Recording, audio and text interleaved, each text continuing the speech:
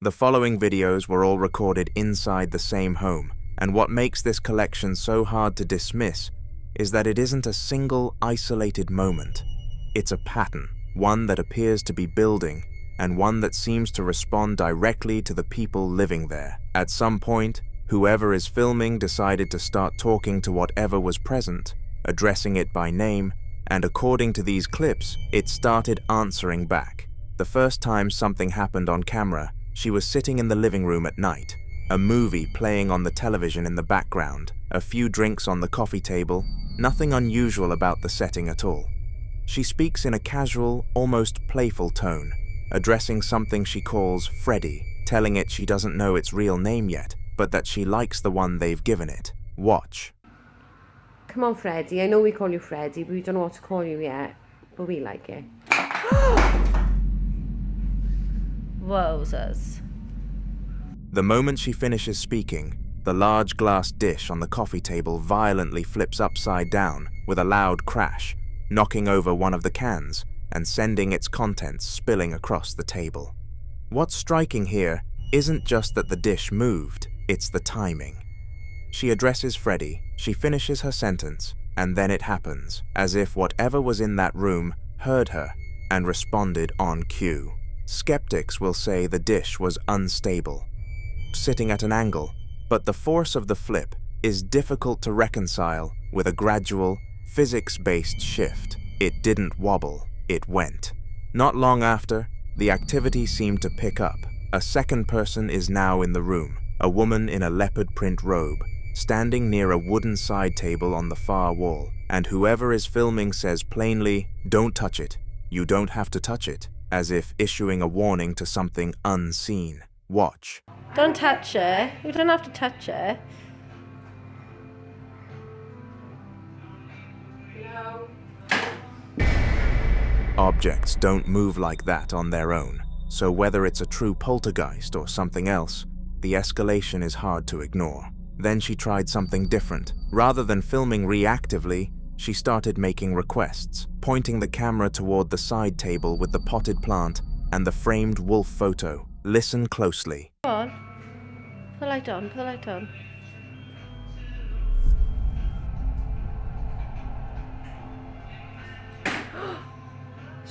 Within paranormal circles, it's often claimed that entities interact with telephones, radios, and other electronic devices because they're believed to be easier to influence than heavier objects, using small amounts of electrical energy to produce physical movement.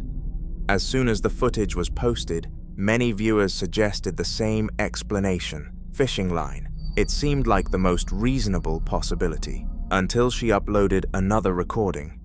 Watch. Look, the light is on. You can clearly see there is no fishing wire or strings. It's just hovering. Look at that.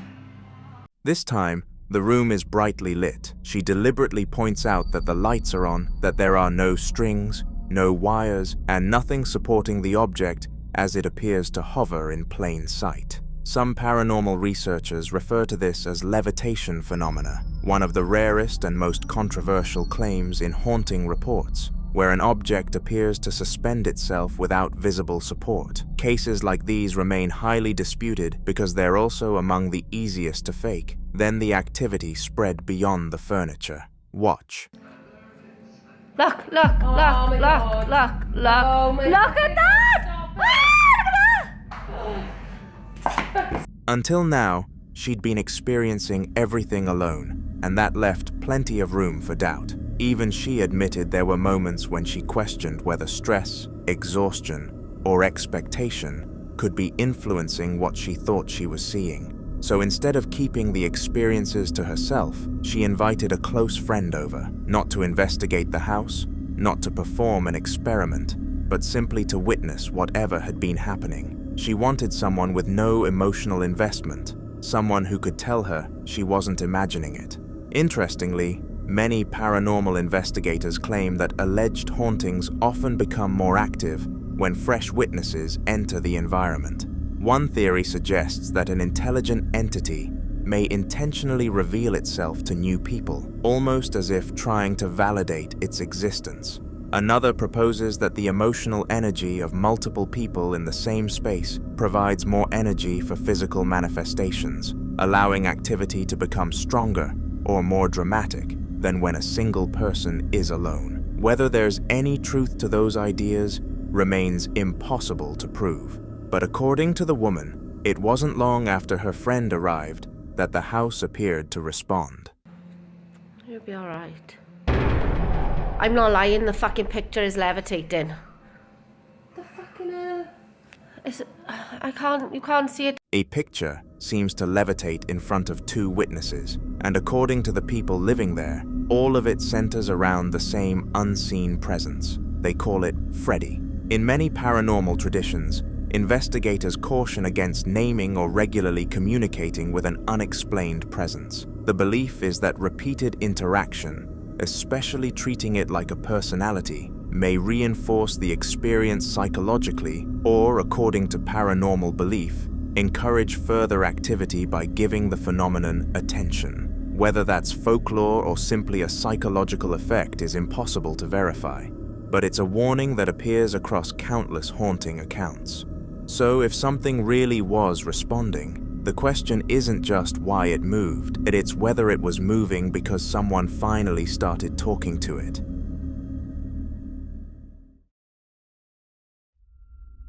In this next clip, a man filming alone in his apartment at night, who starts the video almost like he can't quite believe what's been happening. He mentions the wooden cabinet behind his red and black gaming chair has been rattling all evening, the kind of persistent, aggressive rattling that sounds less like a loose hinge and more like something deliberately pulling on it from the inside. The moment he hits record, it stops, which only makes him more unsettled, not less. He keeps the camera pointed at the hutch and the chair, holding his ground, saying he can hear footsteps even though he's alone in the apartment and his neighbors have already moved out. The rattling starts up again, louder this time, more forceful, like something picking up where it left off. Watch. Footsteps again.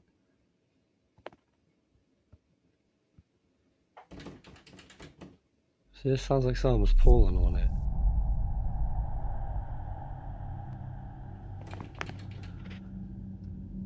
Hello?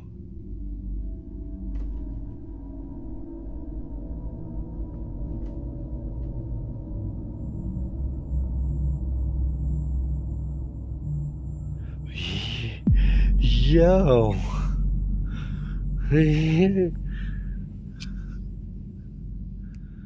Yo.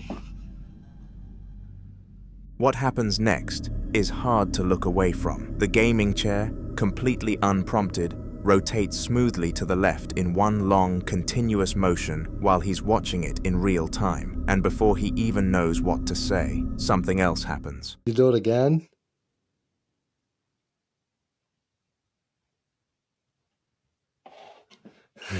Yo, I'm good on that, man. That thing just tried to pull open again.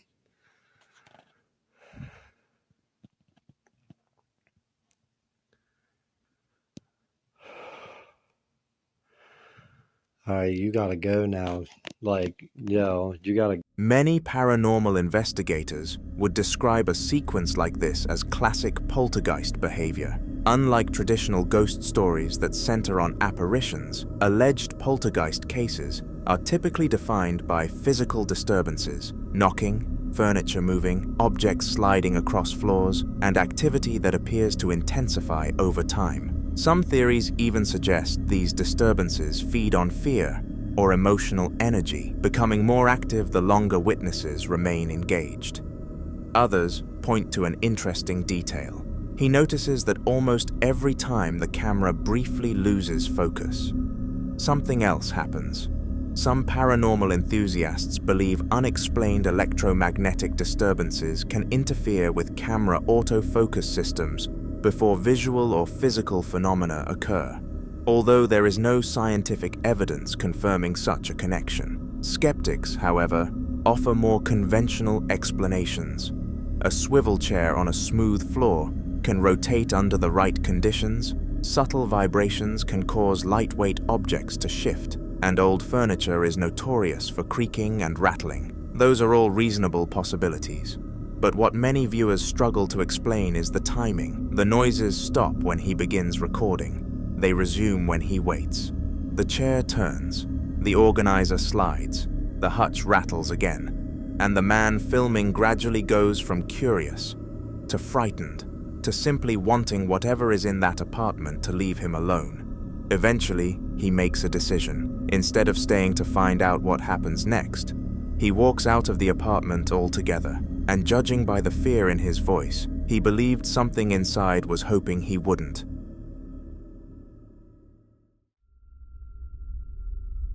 Now, in this next video, a man is sitting in his backyard in North Lamar on what appears to be an ordinary, overcast afternoon. There's nothing dramatic about the setting. No storm, no heavy wind, just a quiet day that shouldn't be memorable for any reason. Yet something overhead catches his attention. He's filming with his phone, staring up at the sky with an expression that shifts from confusion to genuine disbelief.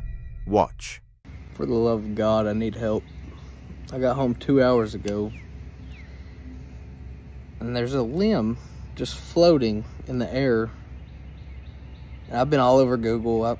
I can't figure out for the life of me what the hell is going on. It's just, hold on. It's just floating there. As far as I zoom in on here. But I can't figure it out. It's just floating.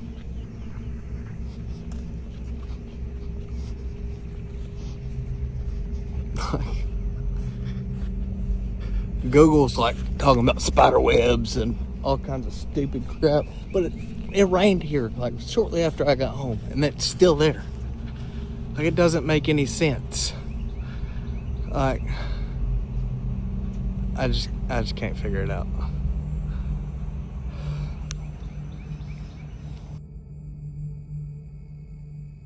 Right under it.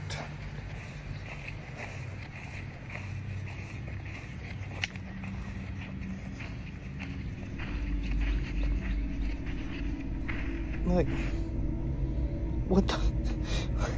I need help. I done talked to one of my neighbors. He is dumbfounded. I've done thrown stuff at it, and I can't hit it. It just seems like it goes right through it. But what the crap? Look at it.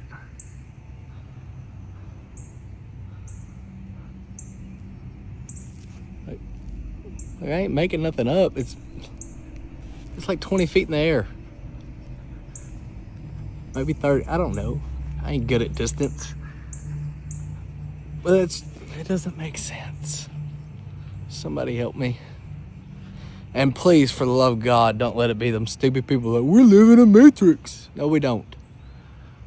Suspended above the rooftops is what appears to be a small tree branch, green leaves still attached, drifting slowly through the air. Not tumbling, not spinning, simply gliding. He follows it with his camera for more than 2 minutes, repeatedly looking around as if expecting to find a kite, a drone, or someone playing a prank. At one point, almost under his breath, he says, "It's literally just a floating branch." The quiet way he says it somehow makes the moment even stranger. Online, viewers quickly divided into 2 camps. Skeptics suggested it could have been suspended beneath a drone using nearly invisible line or lightweight rigging. Others proposed fishing lines stretched between structures, though nothing resembling either is visible in the footage. Paranormal enthusiasts saw something else entirely. Some compared it to reports of apports, a term used in paranormal literature to describe objects that allegedly appear or are displaced without an obvious physical cause. Others linked it to stories of psychokinesis, the controversial idea that an unseen force could influence physical objects, or even elemental spirits from folklore, where branches, leaves, and stones are said to move in unnatural ways as signs of an unseen presence. Of course, none of those explanations have been scientifically verified, But that's exactly why clips like this continue to spark debate. Whatever was keeping that branch suspended, it wasn't falling. It wasn't caught in any obvious current. And for more than 2 minutes, it seemed perfectly content to remain exactly where it shouldn't have been.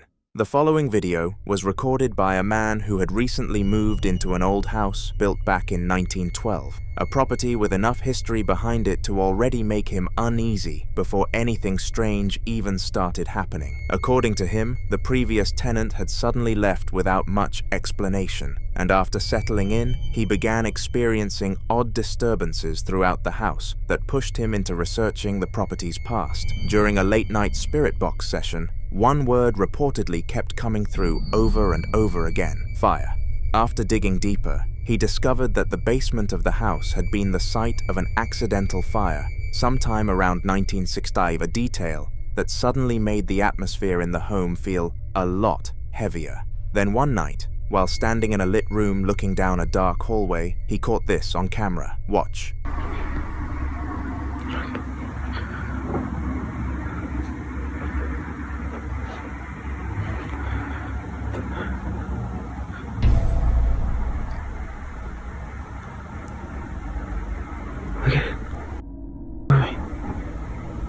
Look, it's my hand. At the far end of the hallway, a guitar begins to sway on its own, slowly at first, before the movement starts growing stronger. Skeptics pointed toward possible drafts or airflow as the most logical explanation, but what unsettled viewers was how the motion seemed to build, almost like something unseen kept interacting with it. Paranormal theories surrounding old homes often connect fires to lingering energy, especially when the event was sudden or traumatic. Some believe places marked by tragedy can hold on to fragments of that moment for decades, replaying themselves through unexplained sounds, movement, or disturbances tied to certain parts of the house. And considering the repeated mention of fire during the spirit box session, many viewers think whatever is in that hallway may be connected to what happened in the basement all those years ago. Whatever started the movement, he never found the source.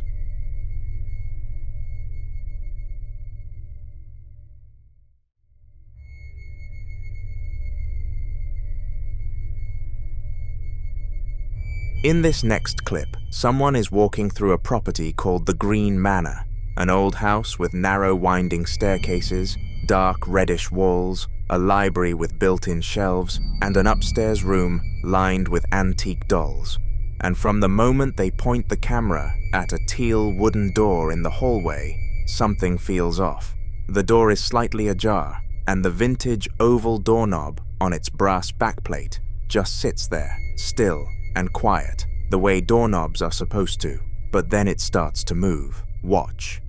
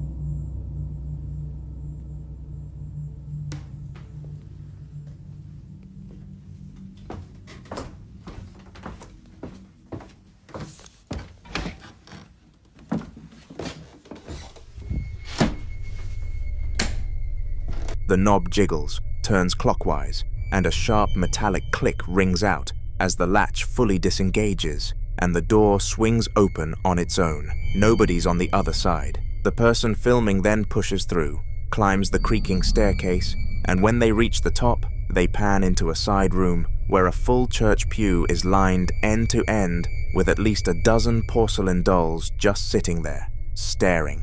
Some people who've seen this footage think the doorknob moment is consistent with what's sometimes called a residual haunting, the idea that a location can essentially record repeated actions, like opening a door, and replay them without any conscious intent behind them. Others think something at the Green Manor is far more aware than that, pointing to the way the latch fully releases, a deliberate mechanical sequence, not just a rattle. Whether it's residual energy or something with intention, you be the judge.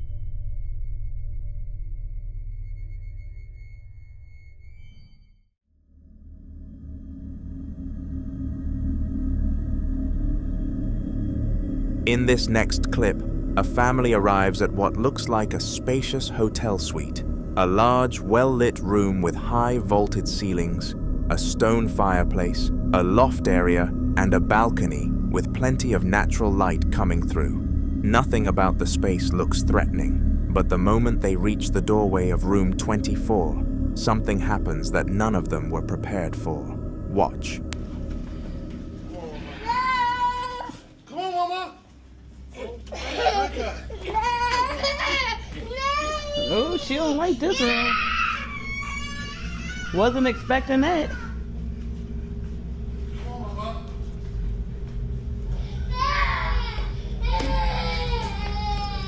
Dang, Big Mama. Is there something in here? We rebuke it, Kai Kai. We rebuke it. She said, Yeah. Yeah. It's shit on the toilet. That's where you and Dad sleeping? Mm-hmm. I'll get that good.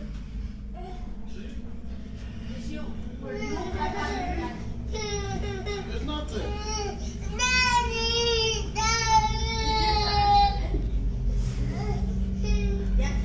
What? Close it. I'll pull out bed. This is so nice. You welcome. I hope y'all like it. I hope y'all got some energy because we're gonna be up all night. She immediately starts screaming, no, crying loudly, and pulling away from the room, and she doesn't stop for the entire clip. What makes this so hard to dismiss is that the girl didn't calm down. There's a belief, fairly common in paranormal communities, that young children, especially toddlers, are far more sensitive to presence than adults because they haven't yet learned to rationalize away what they're feeling. You decide what that little girl was sensing at that doorway.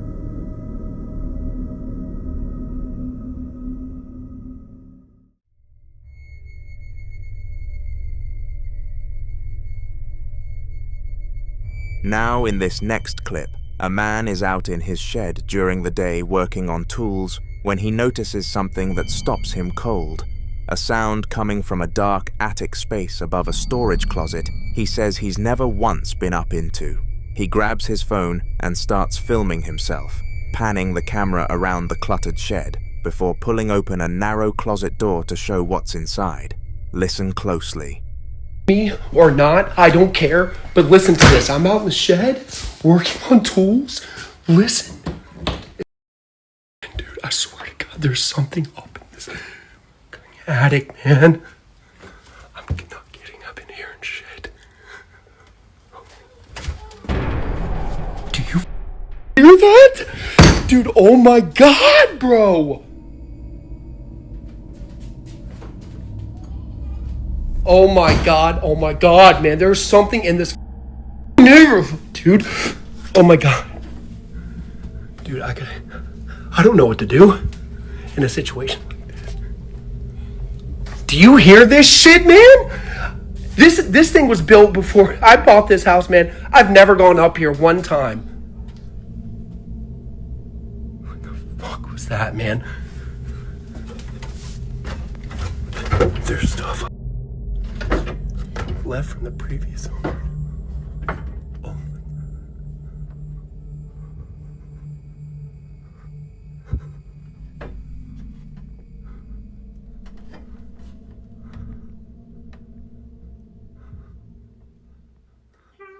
Oh my God, dude. Oh. If you listen closely, you'll hear a baby crying, and it happens not once but multiple times, getting clearer and closer each time. The man's reactions are hard to fake. He slams the door, shouts, opens it again, keeps asking if you can hear it too. Then, when he finally works up the nerve to climb the ladder and hold the camera up into that dark space, the last sound he catches, right before the camera drops, is a clean, unmistakable cry of a baby coming from somewhere deep in that darkness. Some viewers think he has squatters in there, which, honestly, isn't impossible. Whatever was up there, he didn't stick around long enough to find out. So what do you think was making that sound?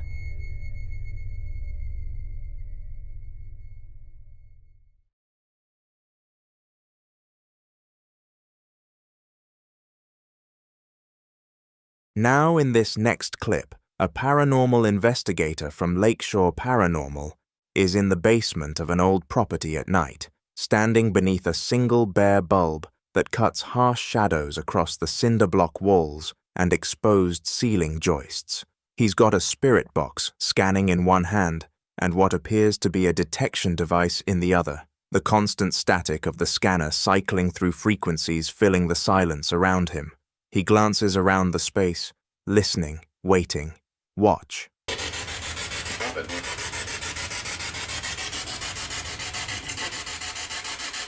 Not gonna leave until you give me a sign.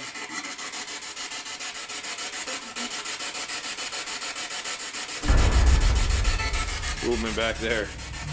Shadow. Saw me? Shadow like came out from the where the heater is and went back the other way. I got it on video. You can see it. It was short. It was just like a shadow that came out from there. Are you down here? A shadow moved from right to left. What immediately sparked debate online was the way the figure seemed to move with shape and direction, not like a flicker of light or camera distortion, but like something physically crossing. Some viewers argued it could simply be a reflection caused by someone walking past a nearby window, but according to the investigators, they were completely alone on the property that night, with no one else inside or outside the building during the investigation. So if no one else was on that property that night, then what exactly walked behind him?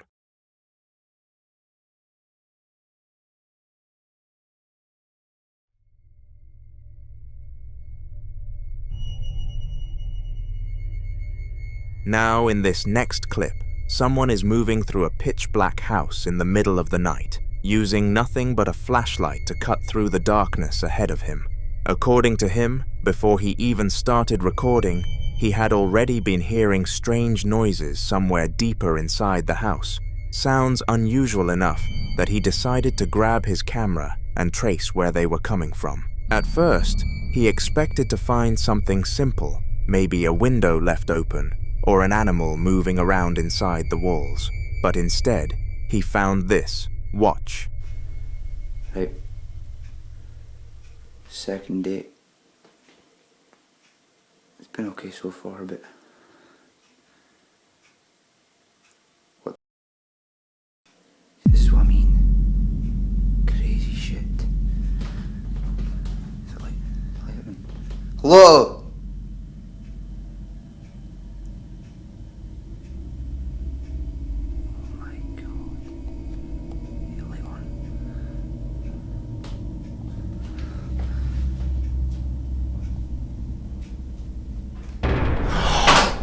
Oh my...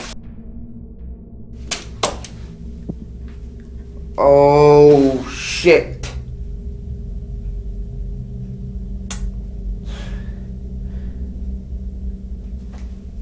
My phone's upstairs.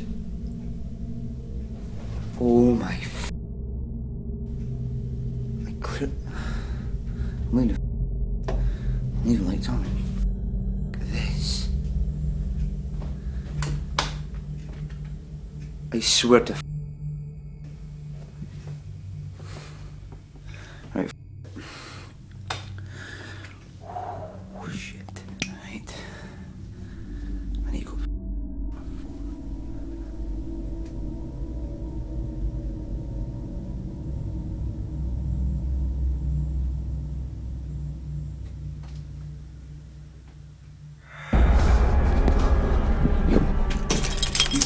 The lights suddenly begin flickering violently, throwing unstable flashes across the hallway, and just as he turns toward the staircase, something can be seen moving on the stairs, a dark shape shifting in the shadows before disappearing again.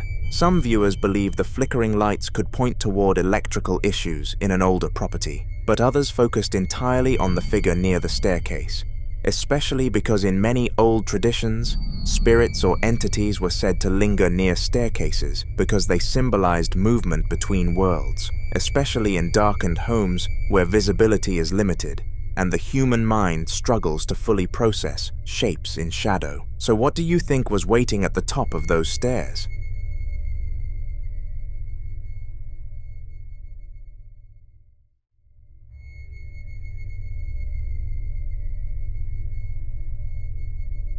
The following video was recorded inside a home that's over 100 years old, using an old camera set up by a young man who was home alone and had noticed something he couldn't explain.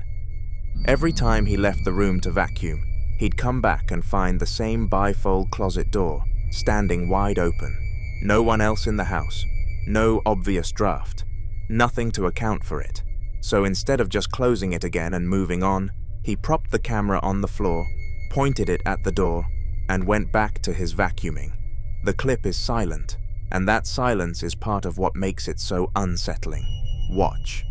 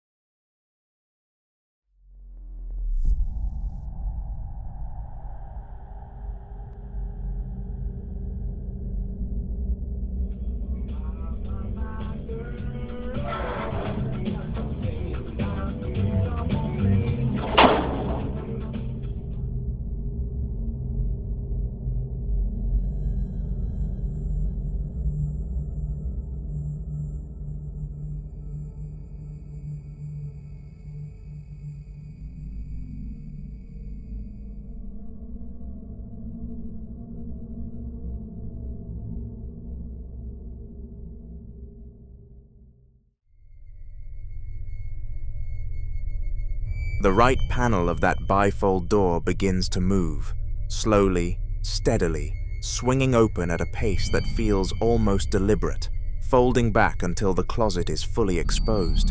No one enters the frame, there's no rush of air, no person, no visible string or mechanism. If you watch the door's movement carefully, you'll notice it doesn't jerk or stutter the way a draft might cause.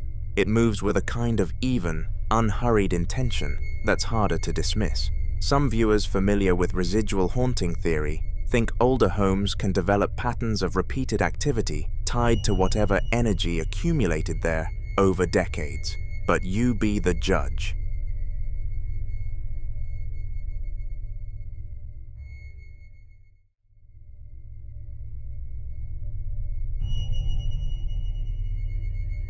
Now in this next clip, a man had been sitting alone at his kitchen table, reading from the Bible, not casually, but deliberately, the way someone does when they're trying to hold something back.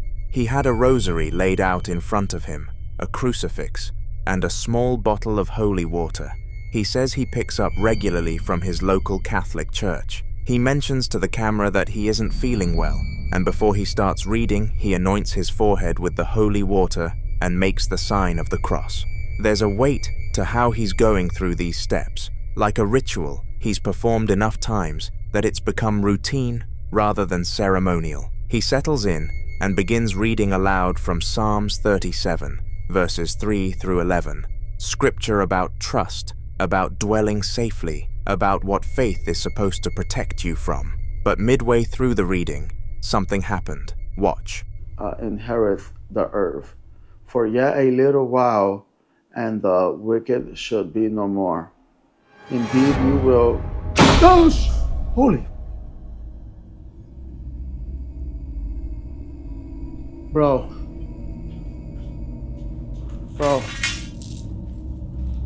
That just closed.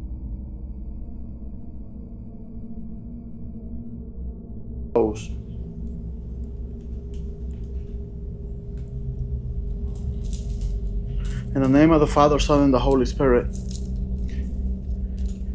any demon in my office, evacuate now. Look, that's my magic hat. In the name of the Father, Son, and the Holy Spirit, and my attic is closed. See? Huh. And it literally dropped my hat. That is crazy. You see, guys, this is what I gotta go through daily. Like literally, daily I gotta go through this crap. I'm so fed up with it. The door in the background slams shut with a sharp, violent bang. What's harder to dismiss is what he finds on the other side.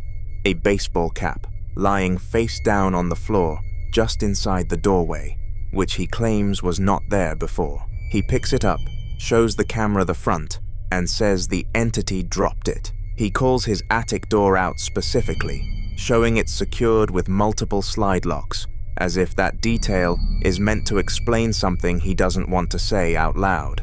He ends the clip looking straight into the camera, exhausted, and says this is what he goes through daily.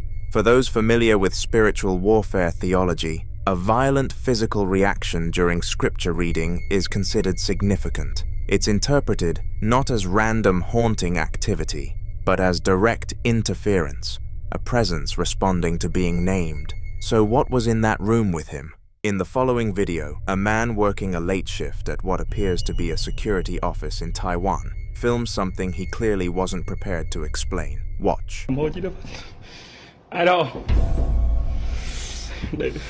I know. I know.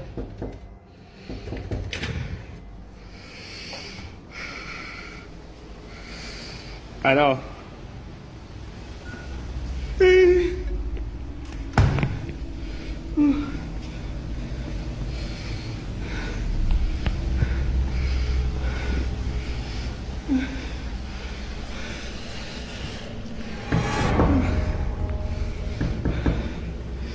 Ai đồng đi đâu? Ai đâu?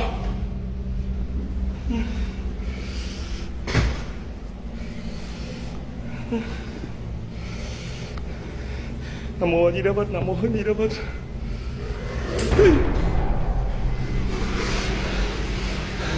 Ai đâu?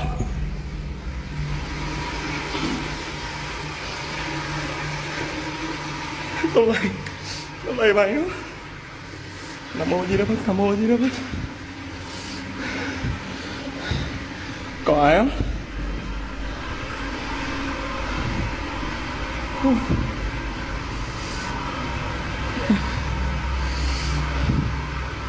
Có ai trong đi không?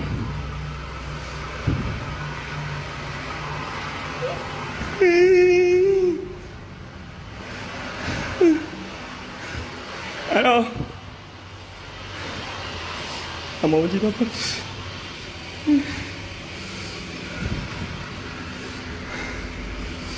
Ai đây? Ai không?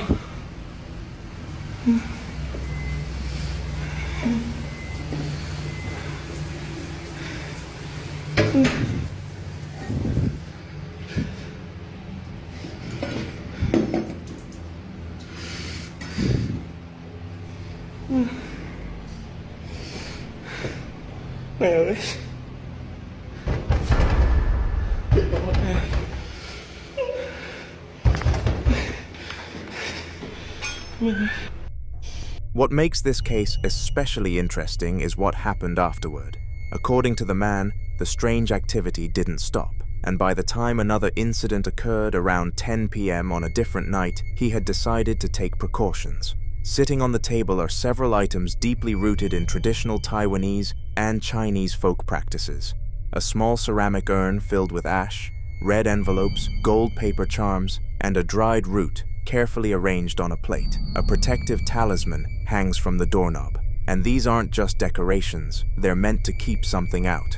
Có ngoài cửa sắt đấy, nhưng mà soi không thấy gì mà cũng chả thấy đi vào đây. Chắc hôm nay do treo hai bên cửa này cái bùa này rồi á. Đợi 5 phút rồi không thấy gì luôn rồi. Nó có 2-3 tiếng là nó thôi luôn à. Hôm nay ăn miếng chắc thỉnh mấy cái bùa này về. Chưa thấy gì. Hôm nay thỉnh. Để cái này.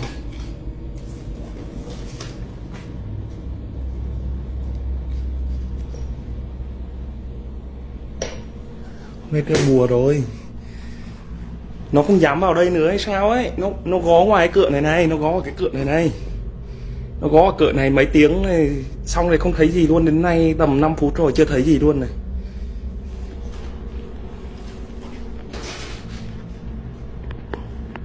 Sao trên top mà vẫn có á?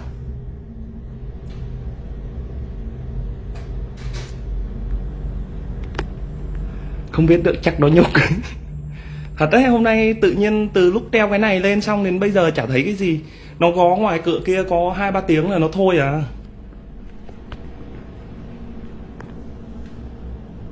Thì không cho nó vào phòng này, cho nó mà treo để nó nghịch ngoài phòng tắm thôi. Nhưng phòng này vào đây sợ lắm.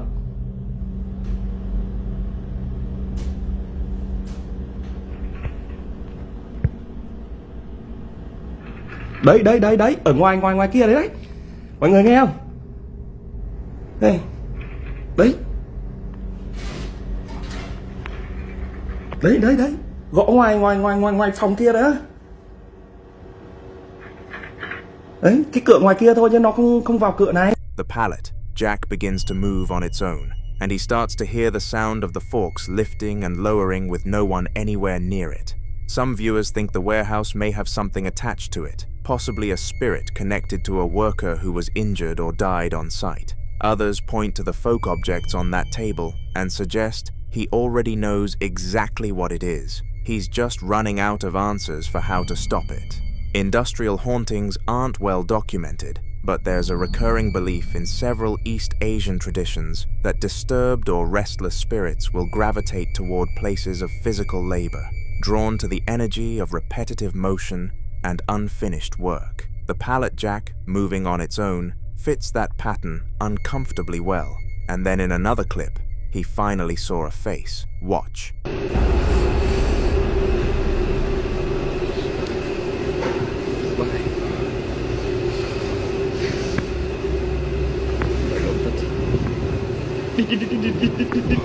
A dark humanoid silhouette, a clear head and shoulders shape, appears outside the window, holds still, then ducks away. So what does this mean? Could that be the spirit haunting this place? Until more updates are shared, this remains a mystery.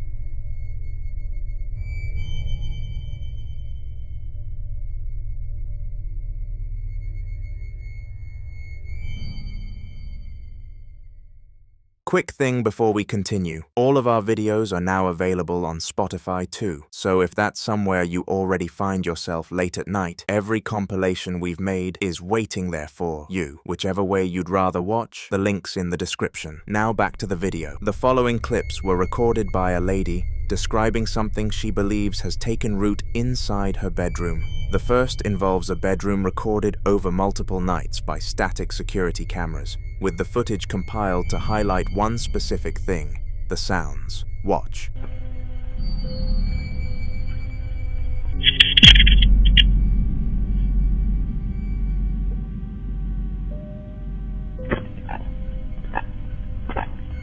What you hear across those 3 segments is genuinely difficult to categorize. A low, wet, rhythmic clicking, then an abrupt chirp, followed by a guttural grunt, then a rapid series of gulping and clicking noises that seem almost feeding-like in quality. There's no visible source for any of it. Some viewers immediately pointed to the possibility of an animal, a gecko, a large insect, something that wandered in from outside, but others weren't convinced, arguing that the sounds layer in a way that feels intentional, almost communicative, like something announcing itself to whoever is sleeping in that room. Those who believe in demonic attachment describe this kind of audio pattern as a kind of signature, not random noise, but a presence marking its territory. She later made a video recounting a week of feeling watched inside her room, a presence she couldn't see but couldn't shake. I set up a camera to catch me sleepwalking, and that's what I see. I woke up with a cut up my arm. It's just barely a scar now. It attacked me with bites, with cuts. I woke up and felt like I was in a full body hum. Like I felt like what people say in MRI feels like, if I could explain that to you. My entire body was vibrating. And I felt just so, you know, like, do you know? Yeah, that's just how I felt. And we were starting to be a little skeptical about it. Like that, I am a Christian. I'm not about that black magic type stuff. Like a day after I had seen that, we had a problem with boxes in my room being destroyed in that same corner.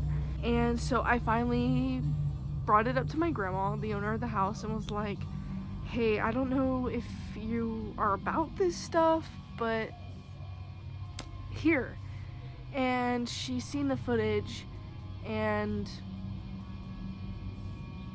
her reaction was the same as y'all's. Mine was pure confusion at first because I'm not spiritual. And the night after that I see that and I start like making reports, She ends the clip pleading with whatever it is to stop and go away, her voice barely holding together. For some viewers, the shift from composed daytime storytelling to that level of raw, fractured panic is the most convincing part of the video.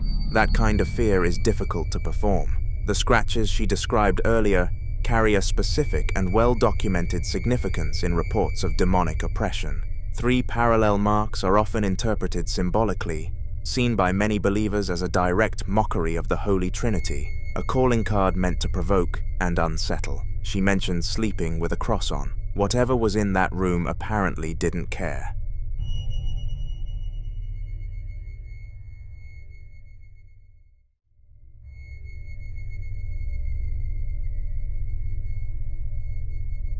Now, this next video was recorded by a man who works night shift at a school he believes is haunted. Very early in the morning, just before his shift ends, he hears loud screams echoing through the building. Not clear enough to understand, but unmistakably human. Throughout the night, he rarely sleeps. Not because he isn't tired, but because things keep happening. Doors shifting, sudden bangs from rooms he knows are empty, and sounds of movement when no one else is supposed to be there. His friends dismissed it, saying it was his mind playing tricks on him, caused by the isolation, the long hours, and the quiet. But one night, he finally captured something. Watch this.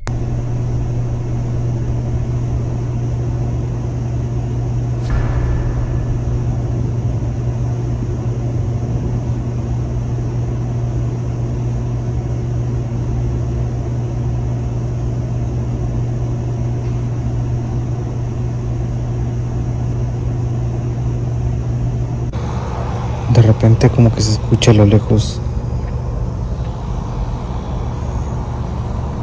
gritos y aún es temprano.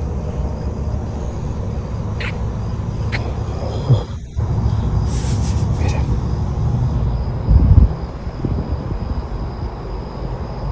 alcanzan a ver esa ventana. Como si algo estuviera ahí, ¿ven?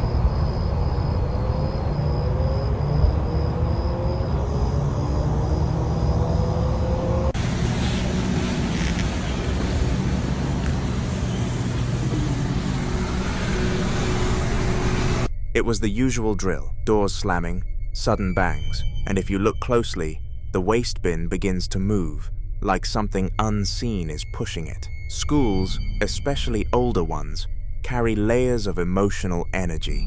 Generations of students and staff are passing through the same spaces year after year, and in rare cases, people believe that energy doesn't always laugh. As he moves toward what looks like an open doorway at the end of the hall, he hears something terrifying.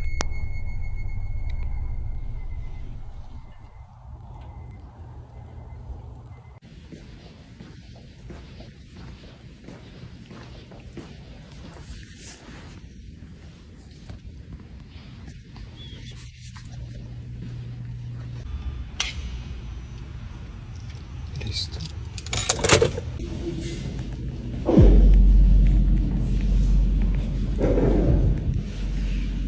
Les digo. Y estoy yo solo.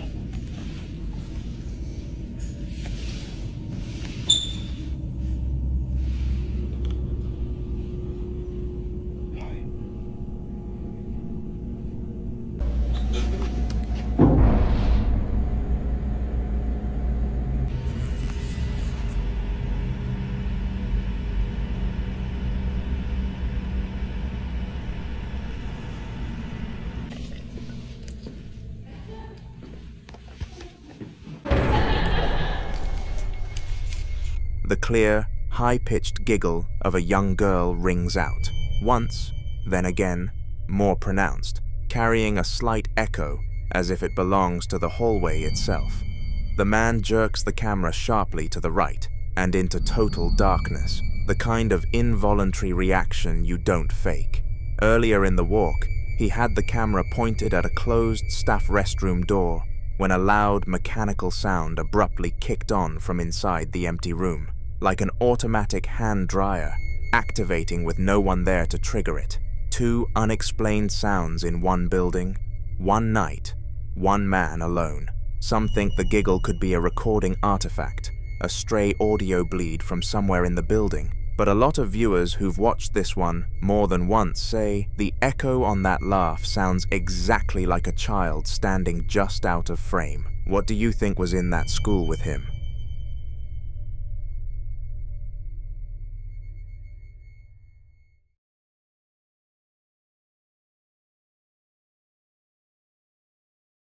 This next video was recorded inside a home at nighttime, filmed entirely in silence by a man making his way through the house with what appears to be his phone. No names are given, no voices, no explanation, just a slow, deliberate walkthrough that begins at the front door and works its way deeper inside. He opens the front door briefly, peers out into the darkness, then pulls back and moves into a pitch-black area beneath the stairs.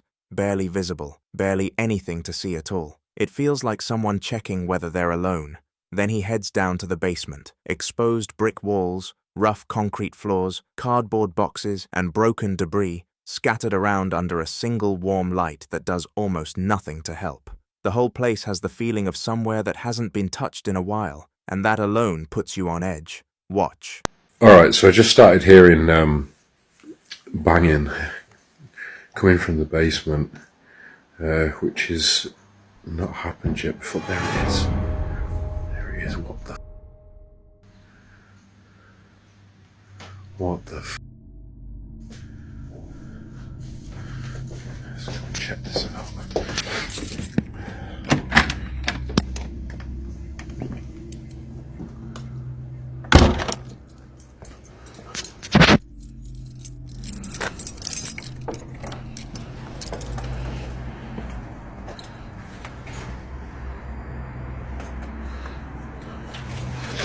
Sketchy shit happening in this house, man.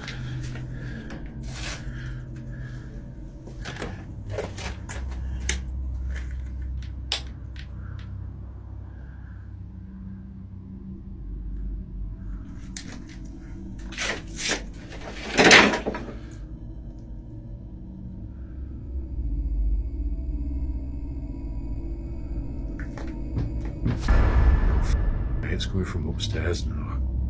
What the fuck? What the fuck?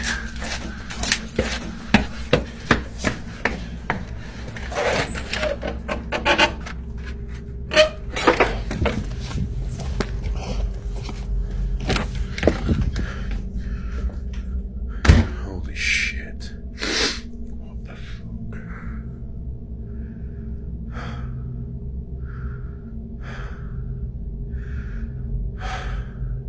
Why are you doing this?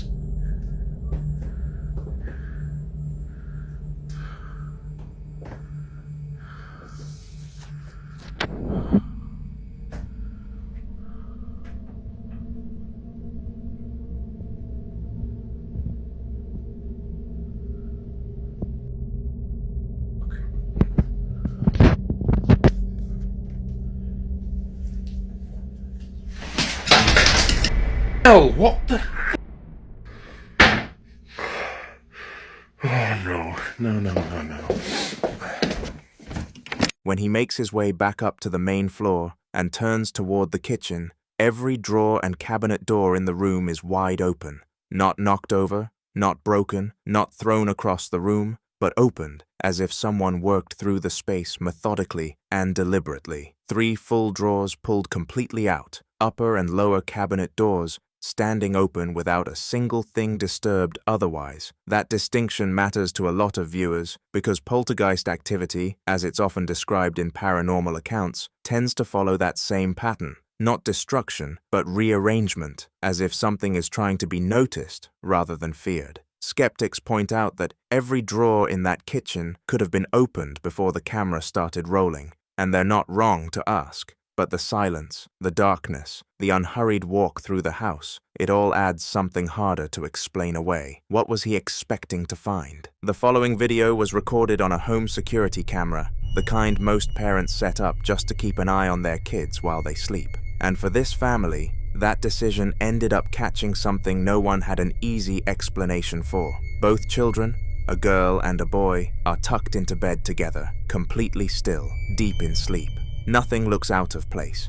It's the kind of quiet nighttime scene you'd expect to scroll past without a second thought. But according to the person who shared this footage, something had been feeling off in that room for a while, an unease they couldn't quite name, the sort of thing parents tend to dismiss because there's no way to explain it to anyone else. That changed when they actually reviewed the camera. Watch.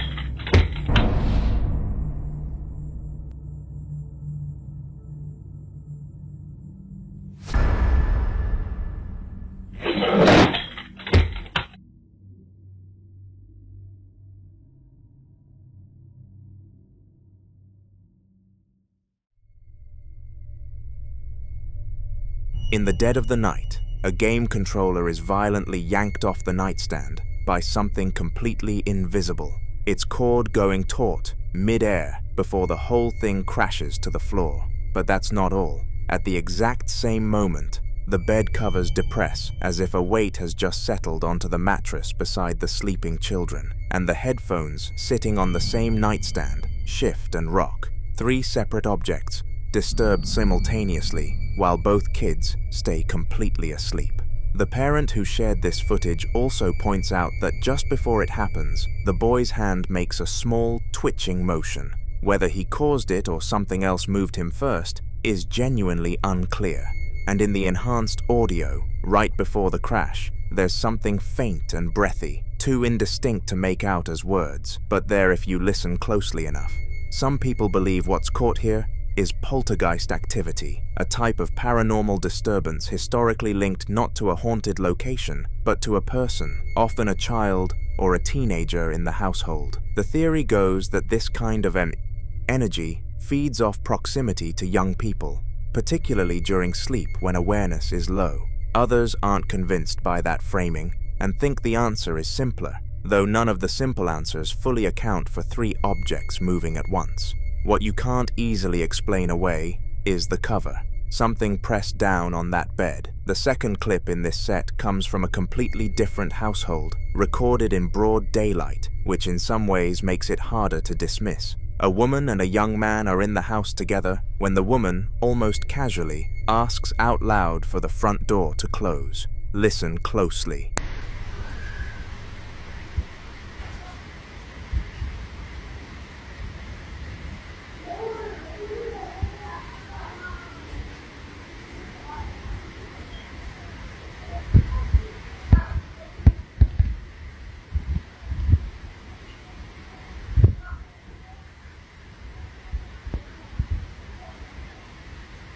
Close the door.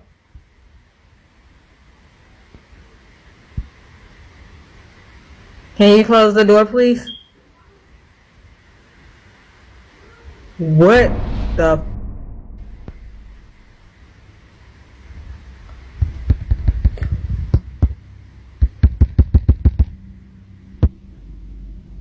Let me ask.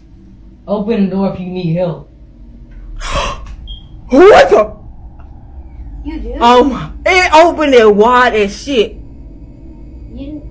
Oh my god! Close the door if you need help. I swear to God, I put it on. Oh my! Why is it doing? What the? Bro, no! Yes, I knew. Yes, I knew. Elgin, please. Do you see Elgin, can you please? It's closed all the way, bro. It's closed all the way. Open the door all the way if you need help. This place haunted. Oh my god! Close the door if you need help. Close the door. I'm getting scared. I'm getting so I'm gonna cry, bro. The door moves on its own, first closing slowly, then swinging wide open on command, then slamming shut with enough force to make the whole room react. Then it opens again. Then it slams a second time, even harder.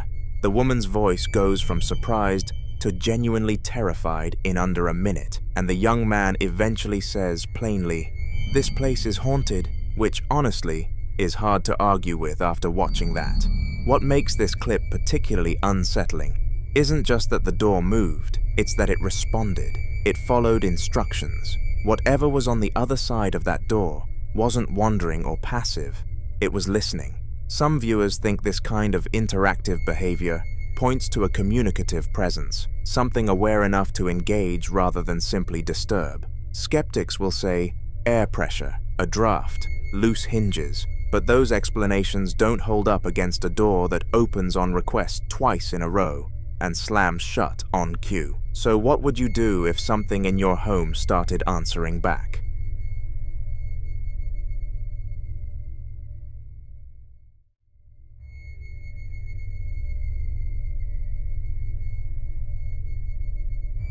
The following video was recorded by a man working alone at night inside what appears to be a large warehouse-style retail store, the kind of place that feels entirely different once the customers leave and the quiet sets in. He'd already been hearing things he couldn't explain, and according to his own words on camera, something had been bothering him for a while, and whatever it was had apparently told him, in its own way, to stop recording. He admits he doesn't know whether to laugh from nerves or cry, that he's completely at a loss for what to do. He says he just heard a ball being bounced somewhere nearby, even though he can see no one in the aisle ahead of him. That alone is unsettling. He keeps the camera trained on the far end of the aisle, seed displays to his left, pet supplies stacked high to his right, and just waits. Watch. No mames, acabo de escuchar cómo botaron esa pelota que está ahí tirada. Al chile me da un chingo de cosa irme a asomar ya. Ya me dijeron que ya no los ande grabando, que ya los deje tranquilos porque me van a seguir molestando, pero ¿qué hago, banda? Si me siguen pasando estas cosas, ¿qué hago? Ya no sé si reírme de nervios, reírme por no llorar, ya no sé ni qué hacer. ¿Cómo vamos a catar la verga? Sácate la verga. A pink balloon rolls out from behind the shelving unit with no one behind it, crosses the aisle on its own, and that's all it takes. He turns and runs, his panicked footsteps swallowed by the fluorescent hum of the store. What's hard to dismiss here isn't just the ball moving, it's that he heard something before it rolled. Some believe this is residual energy attached to the location itself, an unseen presence interacting with its environment in small but deliberate ways. Others think whatever is there is aware of him specifically, responding to his presence and his camera. If you take his words seriously, that something told him to stop recording, then this raw rolling out feels less like a random occurrence and more like a direct response. That tension follows him into the next clip, recorded in what looks like the stockroom of the same building. He's already on edge, narrating to himself that he doesn't know what's going to happen, that he's making himself nervous. He pans to an empty shopping cart sitting on the concrete floor, yellow safety lines beneath it, shelves of inventory behind it. Watch. Desde hace rato se ve como que esa cinta se está moviendo. Y la verdad ya me está dando como un poco de miedo porque por todo lo que ha estado pasando ya ni sé qué realmente es lo que voy a hacer. Ya nada más me pongo yo mismo nervioso, ya no sé qué es lo que pasa aquí. No mames. Otra vez no, otra vez no, otra vez no, otra vez no, otra vez no. Ya, por favor, ya que ya no pasen estas cosas. Hasta que me está dando un chingo de mí. No mames, no, sácate a la verga ya. No mames, ¿por qué? ¿Por qué me pasan estas cosas a mí? ¿Por qué? Ya no quiero que me pase nada de esto, por favor. Ya no sé ni a dónde mierda esconderme. No mames, ya. With a violent metallic bang, the empty cart lurches forward and rolls several feet across the floor, nothing touching it, no one near it, and he completely unravels, begging out loud for it to stop, asking why these things keep happening to him. And just before the clip cuts out, a second thud comes from somewhere off camera, and he cries out one final time. 2 separate moments, same location, same man, and whatever is in that building doesn't seem finished with him yet.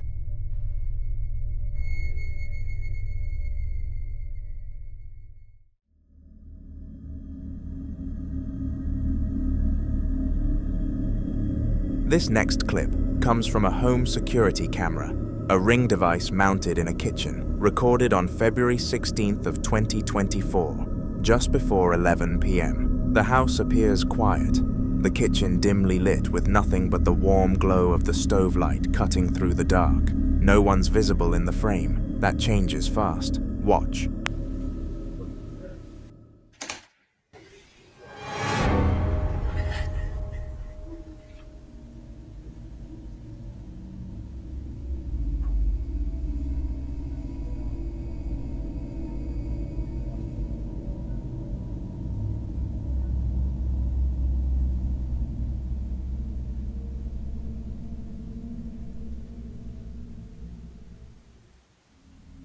A door on the right side of the kitchen swings open on its own, quick, decisive, like someone pushed it from the other side.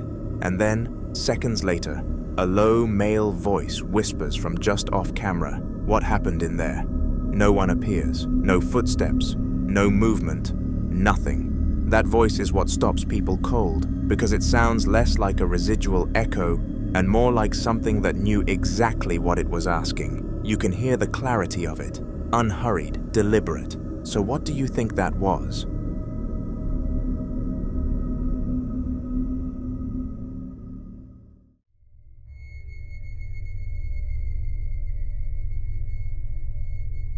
Now in this next clip, a man has been kept awake by something he can't explain. Loud, rhythmic banging coming from inside his closet, night after night, forceful enough that sleep has become nearly impossible for him. On this particular night, he grabs his phone and decides to go find out what's making the noise. Listen closely. I really don't think I'm ever gonna be able to stop this shit. Listen to it. Listen to that pounding. Jesus. I mean, this is my whole closet right here. It's my kitchen. The banging stops the exact moment he opens the closet door. Not gradually, not fading out, but instantly, as if whatever was causing it knew the door was opening. The closet is empty. No person, no animal, nothing. And then, just as he pans away, a single isolated bang comes from the direction of the kitchen, with no visible source. You can hear the exhaustion in his voice. Some believe this kind of responsive activity, sounds that stop the moment you go looking, points to something intelligent, something aware of being watched. Others think it could be an entity deliberately toying with him. What would you do?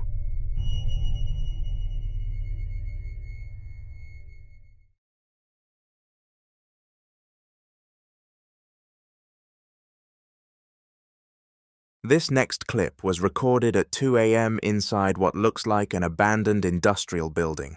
A long, narrow hallway with exposed pipes overhead, dark stains on the floor, and a strange trail of white, foamy substance running down the center, like something had been dragged or had passed through not long before. The man filming moves cautiously, following the trail deeper into the building, the camera shaking with every step. There's no one else there. Then it starts. Watch. The following incident takes place at 2 a.m.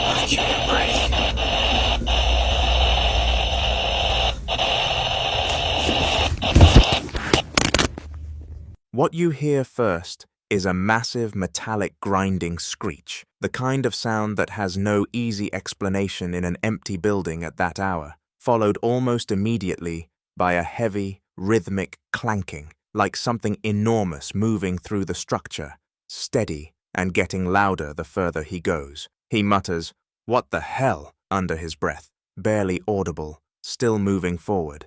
Then the second sound kicks in, a high-pitched, distorted shriek, almost electronic but wrong in a way that's hard to describe, inhuman in its pitch and intensity. That's when he breaks.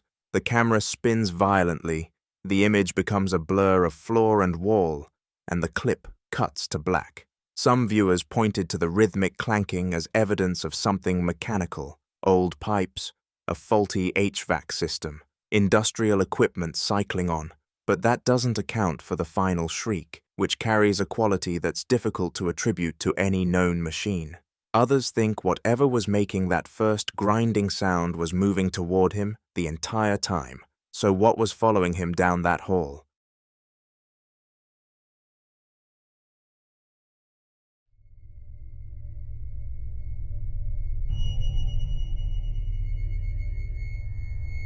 Now in this next video, A man is alone in his house late at night, armed with nothing but his phone after hearing what he describes as loud banging something that sounds like a door or cupboard slamming somewhere downstairs. He moves through the dark, cluttered rooms slowly, his breathing already unsteady, sweeping the light from his phone across furniture, exercise equipment, and piles of coats near the doorway. At one point he stops completely, fixed on a dark corner, and you can hear his voice drop when he says, "I feel like there's something standing there." He's already shaken.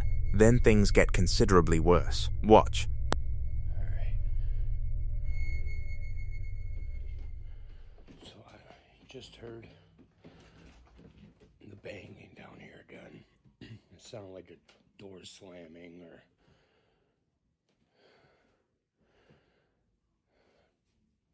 something. Like a door slamming or a cupboard slamming. What the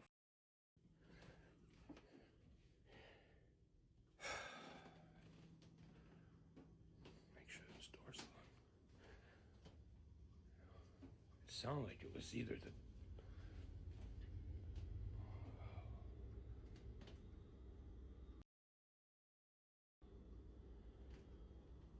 sounded like it was the dining room. What is the... Oh, it's the dog. Mama. Is that her? Why isn't she moving? What the... I feel like there's something standing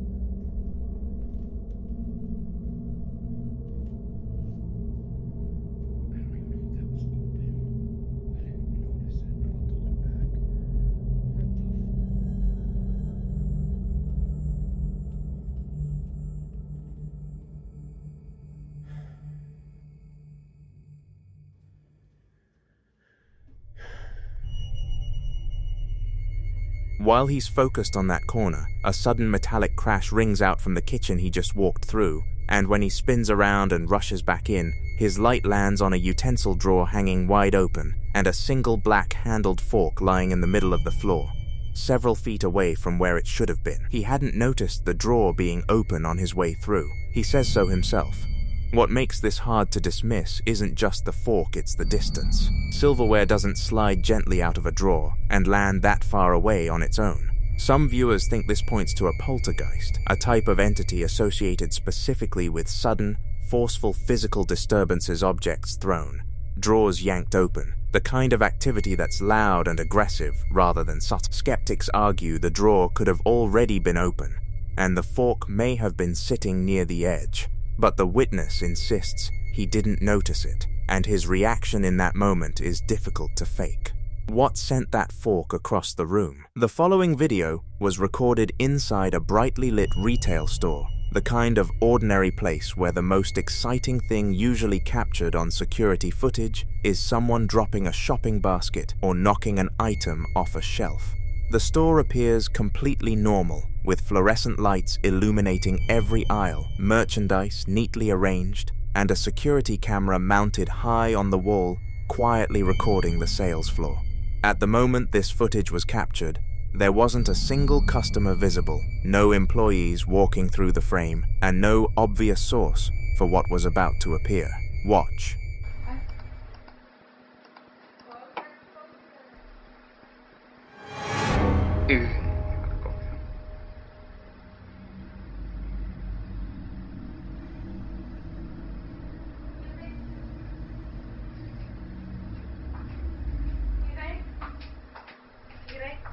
A dark, semi-transparent mass, vaguely upright, vaguely human in shape, materializes, and then simply dissolves into nothing by the time it reaches the edge of the frame. You can even hear the moment it registers with the people watching the monitor. A man's voice cutting through the ambient noise in what sounds like Bulgarian, roughly translating to, "Whoa, what is that, man?" Pure shock, completely unrehearsed. Some believe shadow figures like this one are drawn to places with heavy foot traffic, absorbing residual energy from the people who pass through daily. Others think the bright fluorescent lighting actually makes this harder to dismiss as a trick of the light. So what exactly was gliding through that store?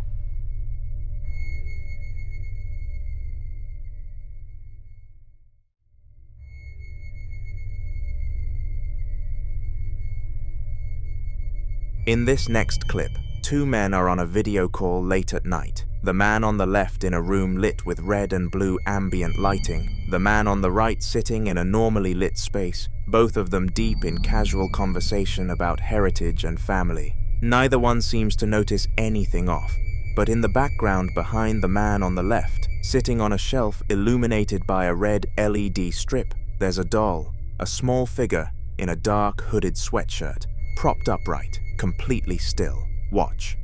Y'all have Irish and Indian? Yeah. Damn. Yeah, I don't know. She's saying braids or what? Oh, she probably meant to put braids or dreads.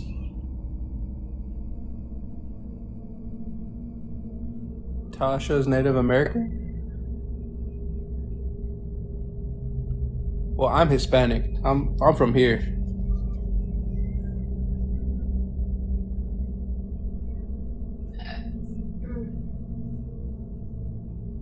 Is he paused? Yeah. While both men are mid-conversation, the doll moves, and the whole thing lasts barely a second. Neither man reacts, because neither man sees it. What makes this harder to explain is the angle. You'd need something hidden directly beneath that shelf to produce that kind of isolated movement. And nothing visible in the frame suggests that's possible. Some viewers immediately pointed to the idea of a haunted or attached object, a concept that appears across dozens of cultural traditions, where a spirit is said to anchor itself to a physical item rather than a place. Others think it's a trick of the recording. You decide.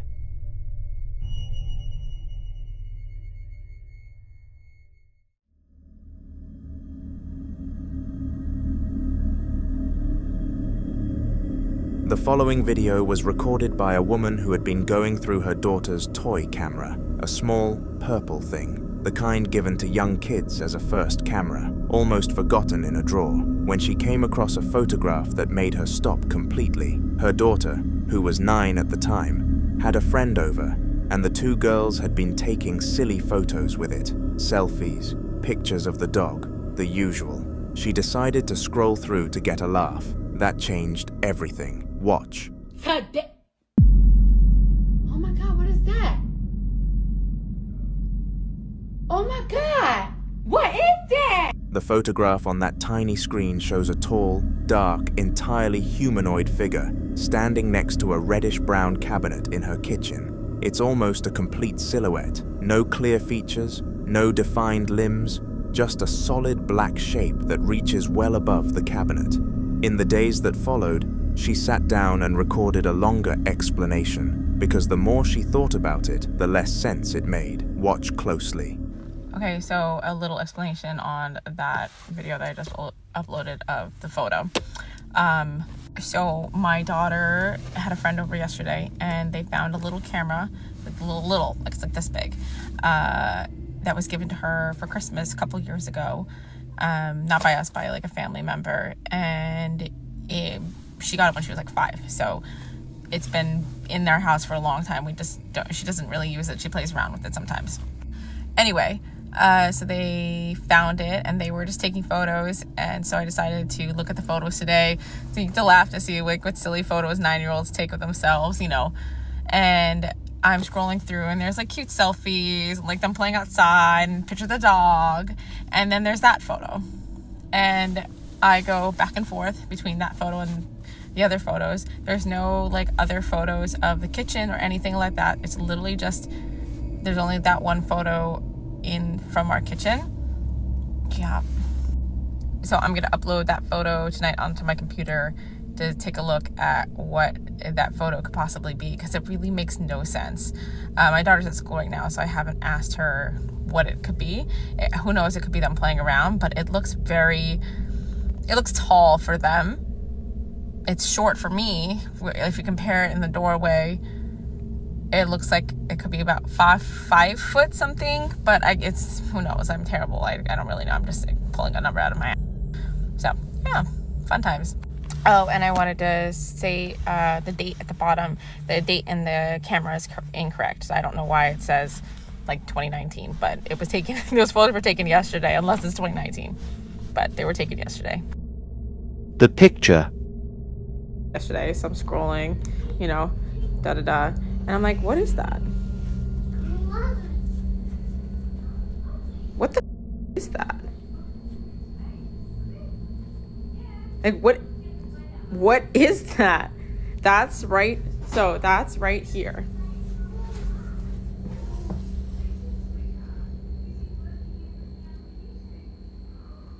Excuse how messy that is, but what is that?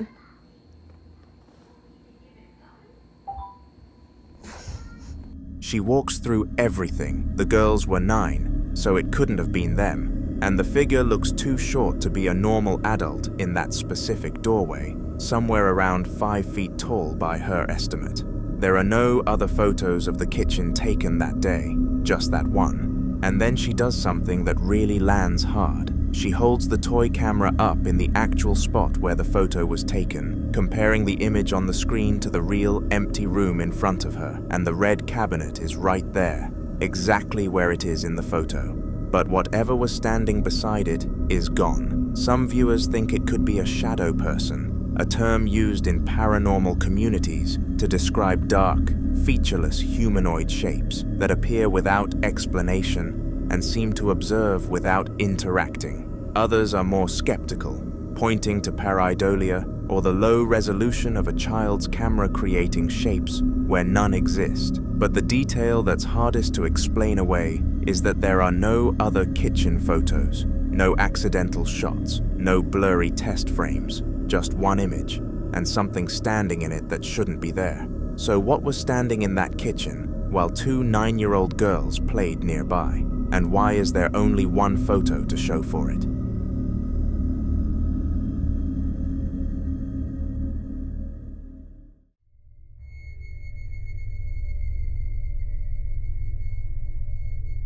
Now in this next clip, a Ring security camera mounted outside a home captures something that the person who shared it is convinced is paranormal, although whether viewers agree seems to depend entirely on what they think they see moving through the darkness.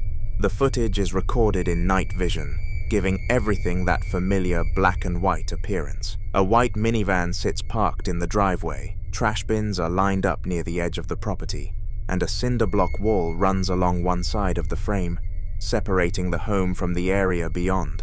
At first glance, nothing appears unusual. The scene is quiet, still, and completely empty. Then the person who posted the video directs viewers' attention toward the far side of the wall. Watch. Watch closely. You'll see a figure on the other side of the wall, and it disappears as it walks away.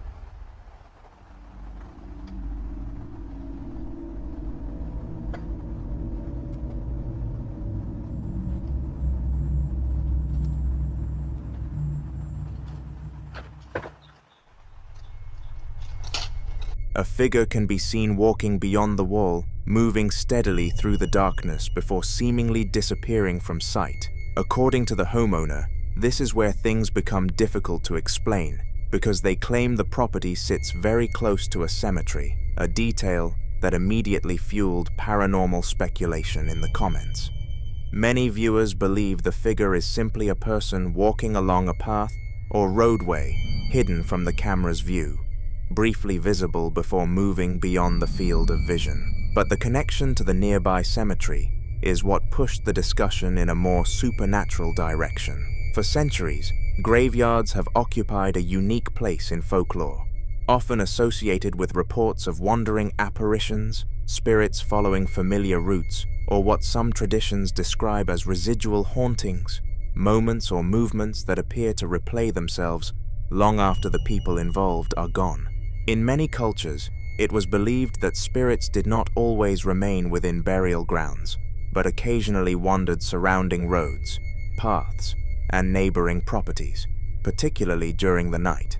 Of course, being near a cemetery doesn't automatically make every shadow paranormal, but it does add an extra layer of mystery when a figure appears where no one expects it and then seems to vanish before anyone can determine exactly what they're looking at.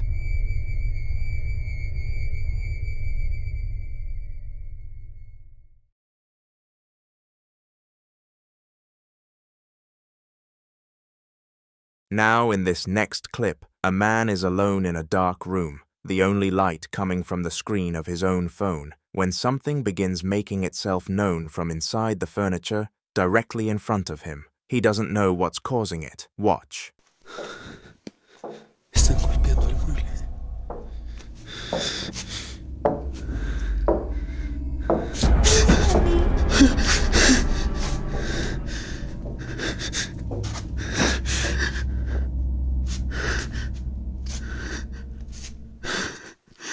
The knocking is loud, rhythmic, and deliberate, striking the wooden console in a steady pattern. But the most terrifying thing is the eye he saw.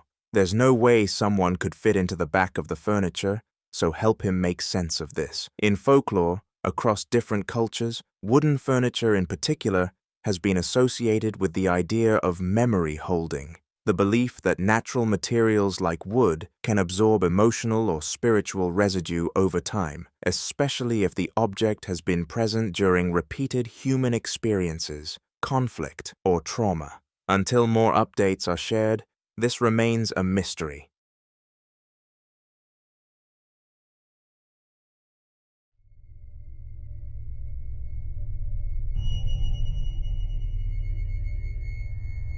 Now, in this next clip, a man armed with nothing but a camera light enters what appears to be a service corridor or storage area somewhere deep inside a commercial building at night. A claustrophobic space filled with mannequins, boxes, and metal racks. The kind of place that already feels wrong before anything happens. Before the footage even begins, he leaves a note for viewers, saying he was hurt during this encounter, and that whatever is in this room is not the same entity he's dealt with before.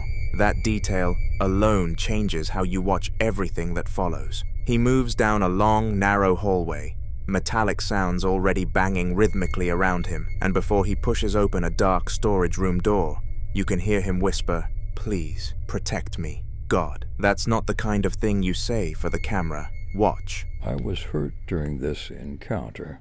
This is not the same entity. It's not her.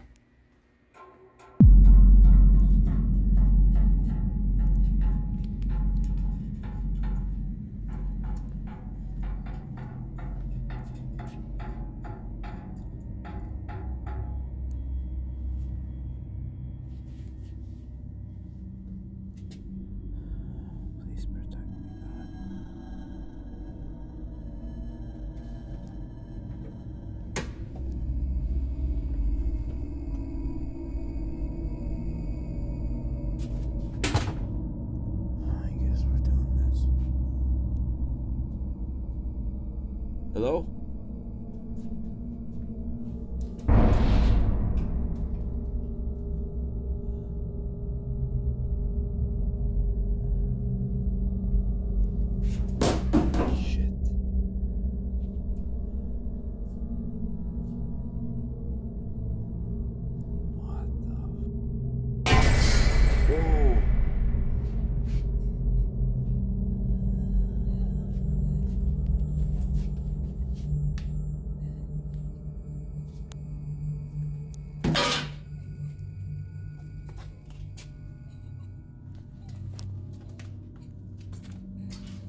Hello?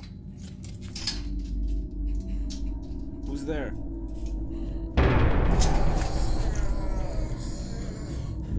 Hello?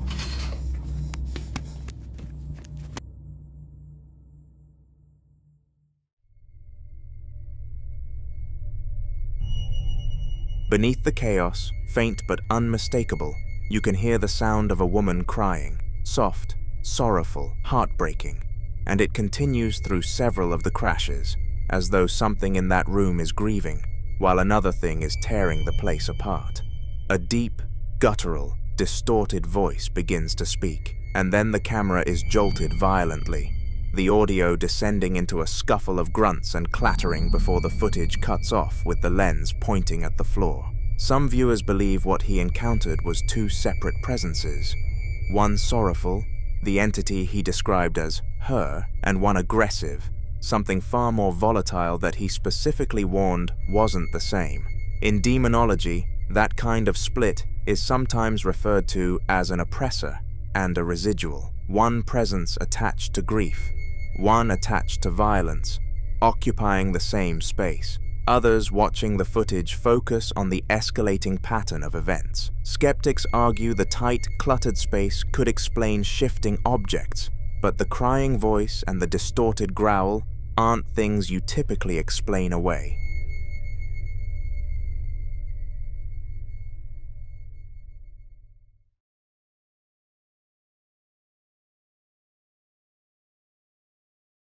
Now, in this next video, a man is alone in his bedroom at night when a series of loud, heavy bangs begin echoing through the room, and the source of those sounds is something he can't immediately explain.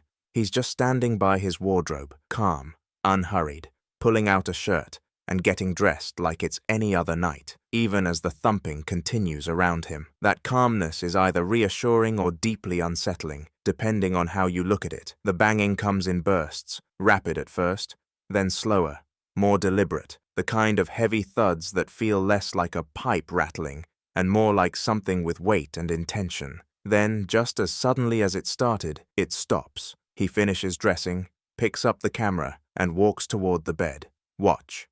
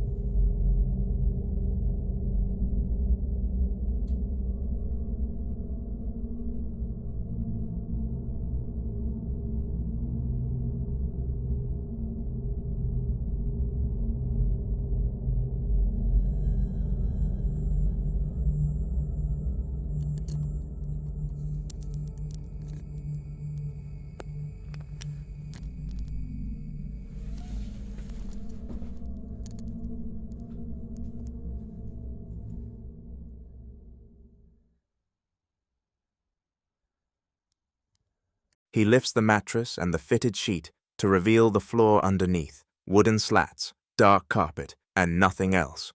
No one hiding, no animal, just an empty space, and a small deflated balloon sitting near the wall. That's it.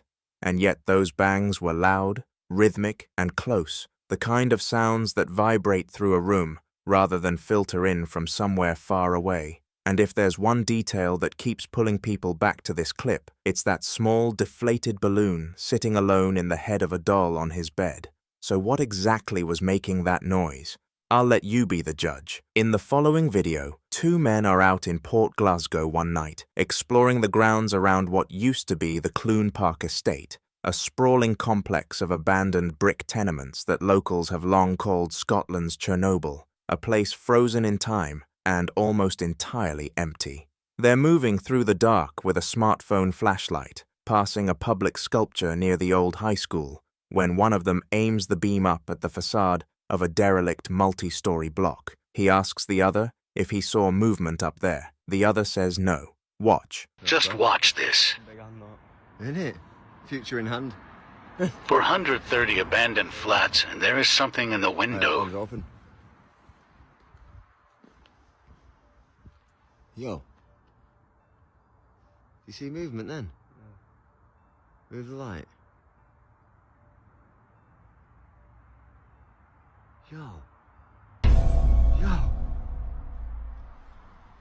fuck is that?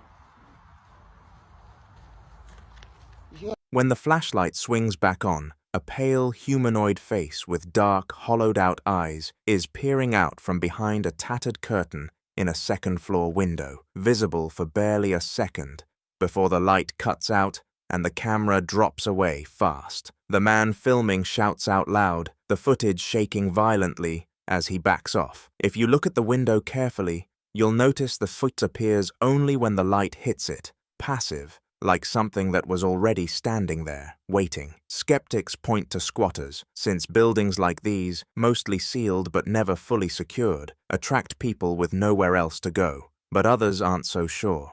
A face that pale, that still, in a building that should be completely empty, that's hard to explain away.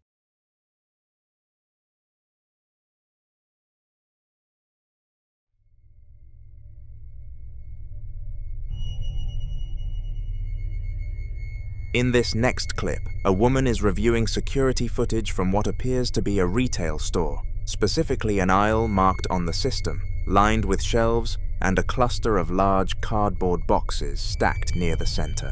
The timestamp on the footage reads around 7:30 in the morning, well before the kind of chaos that fills a store later in the day. She's playing back the recording on a monitor, and something in the footage has clearly stopped her. She rewinds it, replays it, and keeps asking the same question. Watch.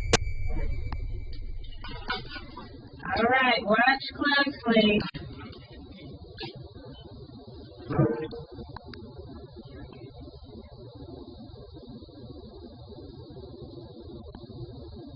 Watch.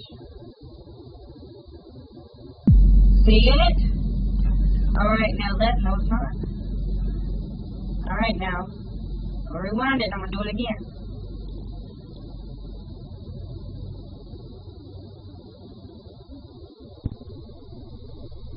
See it?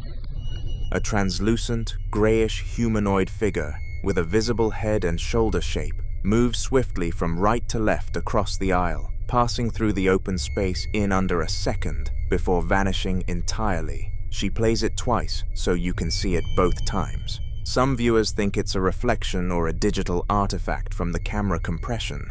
Others believe it's exactly what it looks like, a figure that doesn't belong there. What do you think is moving through that aisle at 7:30 in the morning?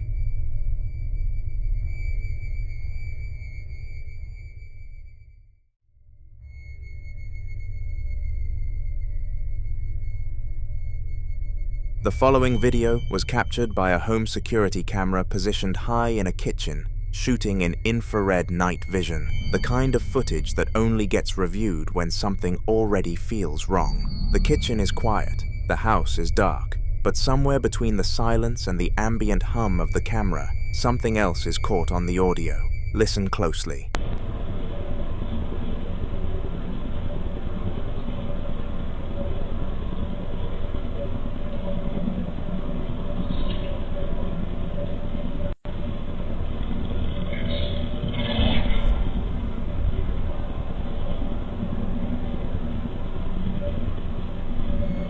It's faint, a low, raspy, two-syllable whisper with no visible source anywhere in the frame. Some listeners hear it as a name, something like Jesse or Ashley, though the distortion makes it impossible to confirm. This type of capture is what paranormal researchers call an EVP, or electronic voice phenomenon, the idea that disembodied voices or sounds from an unknown source can sometimes be recorded on audio equipment even when nothing is audible to the human ear at the time.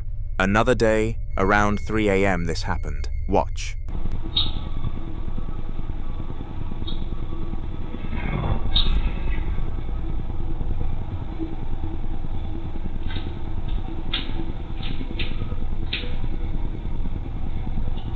A loud crashing sound erupts from the basement, heavy, metallic, echoing, and then, just a few seconds later, a low, guttural whisper cuts through the static. The words are hard to make out, but many listeners hear either "get out" or "help me," both of which carry very different implications. One suggests something territorial, something that doesn't want her there. The other raises a darker possibility entirely. 2 separate nights, the same kitchen, the same camera, and each time, a voice that has no business being there. You decide what that means.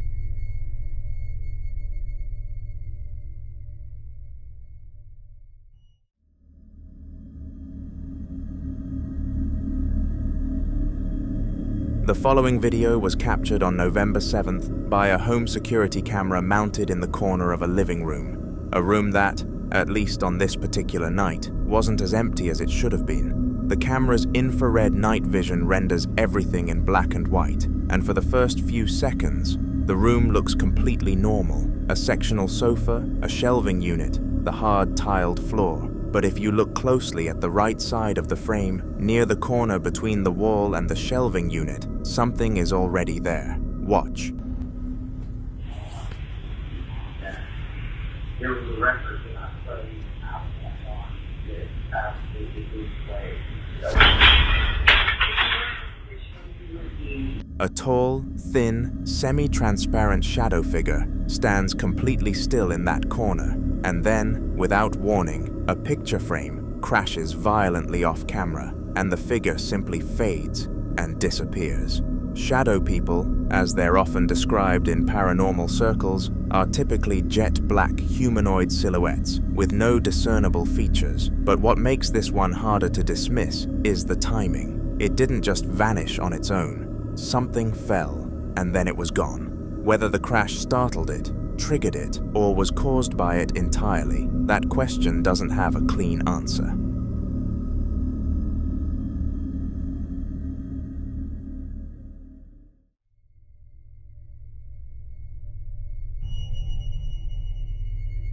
This next video was recorded on a home security camera set up inside a child's bedroom at night. One of those moments parents set these cameras up for, hoping they'll never actually need the footage. The room belongs to a little boy named Connor, and from the very start of the recording, something is clearly wrong.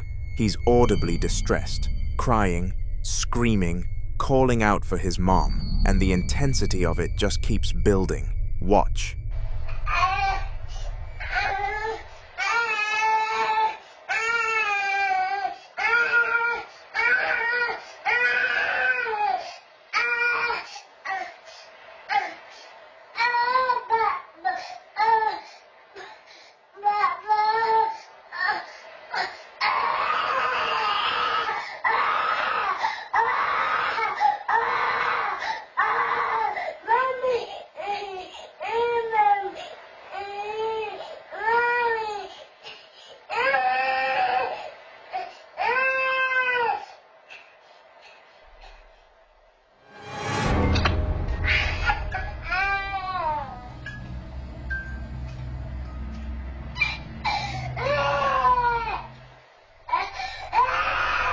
Connor climbs to the top rail of his crib, and then in one violent, sudden motion, his legs swing up and his body pitches headfirst over the side. He hits the floor hard. That moment is deeply unsettling, because if you watch closely, the movement doesn't look like a child simply losing his balance. It looks abrupt, almost forceful, like something flipped him. Many parents who've seen this footage immediately point out the frantic screaming beforehand, wondering what had him so terrified before any of this happened. Others believe a small child in that state of panic could absolutely fall that way on his own. But that level of distress, calling for his mom, completely inconsolable, right before the fall, is the part that's hard to set aside.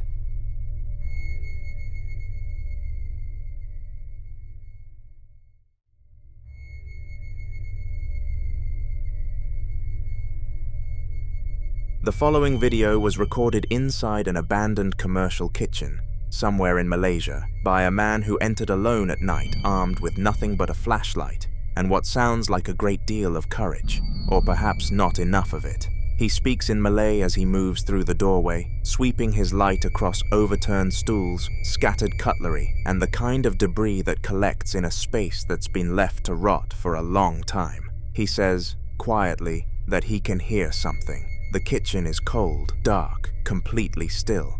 And then he notices the wok on the stove. Watch. Aku dengar suara kau.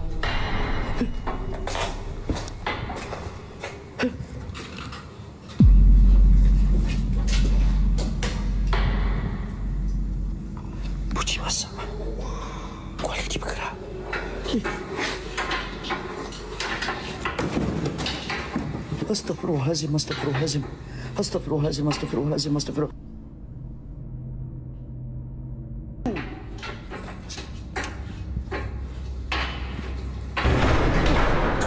Astaghfirullahalazim. Allahu Akbar. Allahu Akbar. Allahu Akbar. Subhanallah. Subhanallah. Subhanallah. Assalamualaikum waalaikumsalam. Ya khadam. Ya khadamurrah. Ya khadamul jasad. Ya rijalul gaib. A'udzubillahi minasyaitonir rajim. Bismillahirrahmanirrahim. Salamun ala Sulaiman fil alamin. Qala ayyuhal malaa'ikatu ya'tini abisha qabla min al-ifri min al-jinnati wan nas. Allahu Akbar. Dengar suara. Dengar suara ni. Dengar suara. Dengar suara.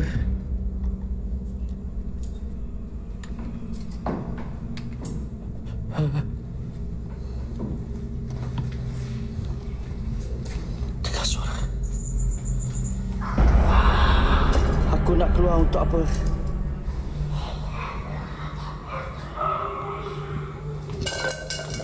Aku nak keluar untuk apa? Mana kau?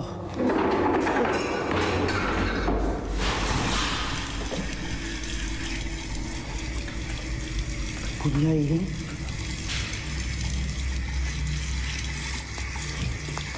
Bunyi air.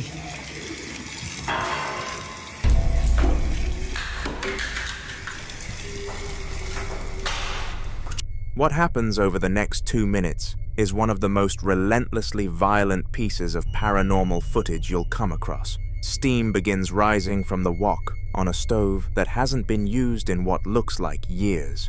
Then the banging starts, fast, loud, metallic, the sound of heavy objects being hurled by something with no visible form. A large metal shelving unit crashes to the floor. He shouts, "Allahu Akbar," and starts reciting Islamic prayers, his voice rising over the chaos, and the chaos doesn't stop. When he cautiously steps back inside after a brief pause, a deep, guttural, non-human growl is clearly audible. Not a creak, not an echo, but something that sounds deliberate. Then a second shelf shakes violently. Then the sound of rushing water begins from somewhere with no visible source. In Islamic tradition, the entity he's calling out to may well be a jinn, a class of beings created from smokeless fire, capable of inhabiting abandoned spaces and interacting with the physical world in aggressive, destructive ways. What he actually says is more specific. He addresses the Qadam and invokes Rejalul Gaib, the men of the unseen, spiritual intermediaries in certain Sufi and folk Islamic traditions believed to govern hidden forces. That's not a generic prayer. That's someone who knows exactly what kind of presence they're dealing with and is trying to negotiate with it. Skeptics would argue a derelict building can produce strange sounds on its own, settling metal, gas pockets, unstable shelving. But steam rising from a cold wok with no heat source and a growl that Lowe recorded that cleanly are harder to explain away. If you watch the moment the shelf shakes the second time, there's nothing near it, nothing falling from above, no chain reaction from the earlier crash. Whatever was in that kitchen wasn't done yet, so what exactly did he walk in on?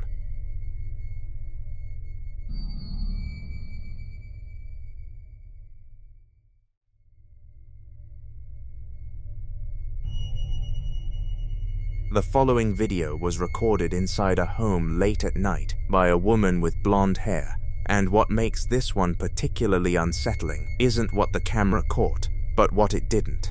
She and her husband had both just heard a voice in the kitchen, a child's voice. Specifically, it sounded like their son Gannon, but Gannon was asleep in the same room. Both of them heard it. Both of them agreed on what it sounded like. And then she started filming, trying to pull up her home security system to show what the cameras had caught in that exact window. That sounded like Brantley, didn't it? It did. I swear to God that was Brantley. I told you I wasn't hearing things when I hear the kids talking to me. Where's mine? They're sleeping. Oh my. You just gotta ignore it and pretend it's not there. That was like right here too. It sounded like it was like... Yes, I heard it and I was like... Was that one of the kids? He done left me out here by myself, and I gotta go outside and get my bonnet because I done left it out there.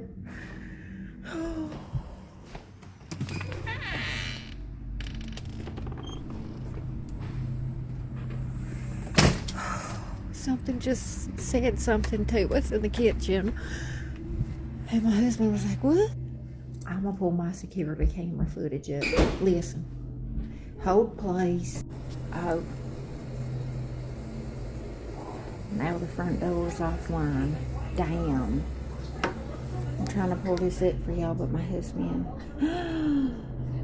And the living room's offline?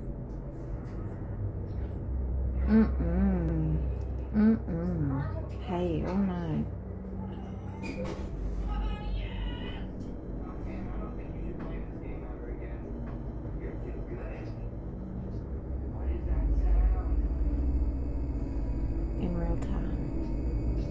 In real time. No video.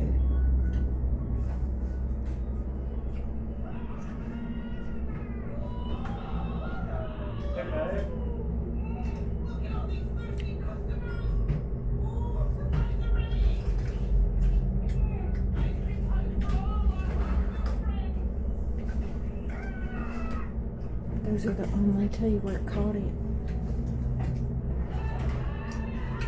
Sorry, I'm not trying to show my kids on camera.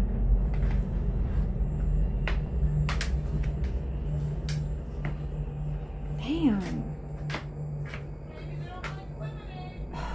This is ridiculous. Anyway, y'all get the idea. I don't want to show my kids. No video. 10:23. 10:25 is 10:35. And then before that, that's where Brantley was asking me.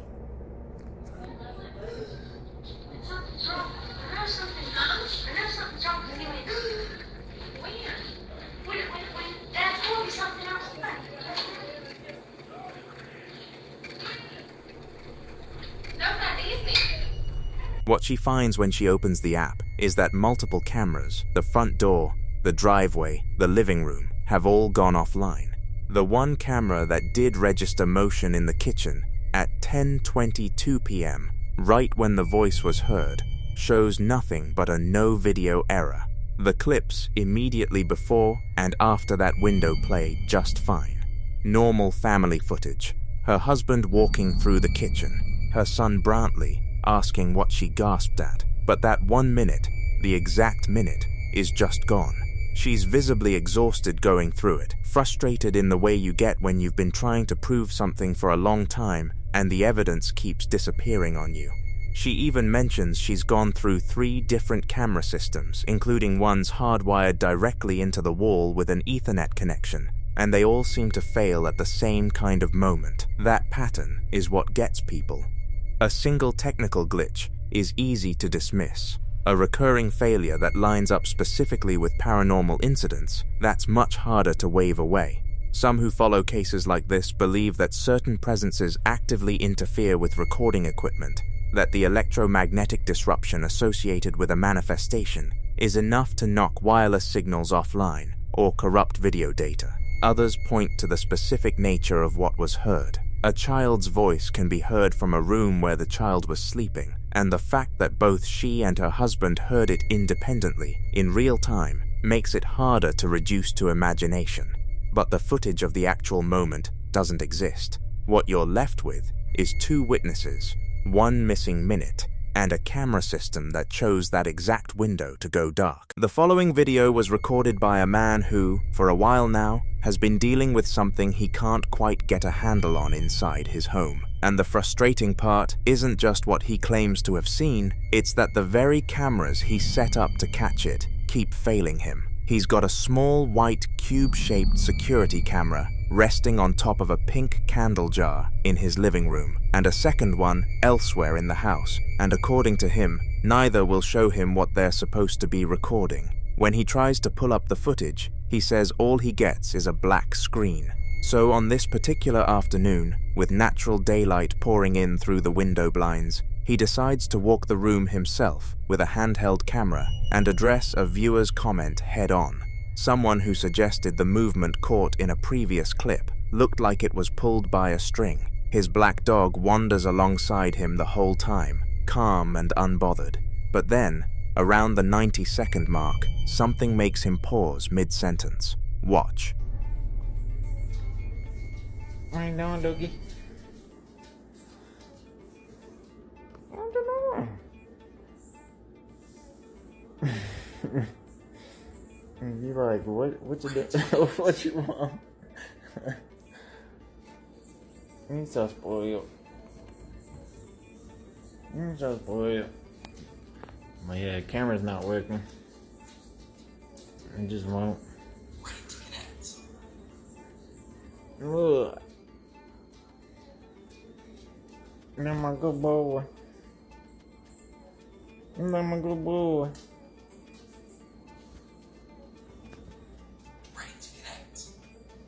I'm tired. Yeah, I don't know. I don't know what else to do, y'all. This camera's messed up, and that one over there, I don't even have it uncovered no more. That one won't connect either. Well, it'll connect, but it won't.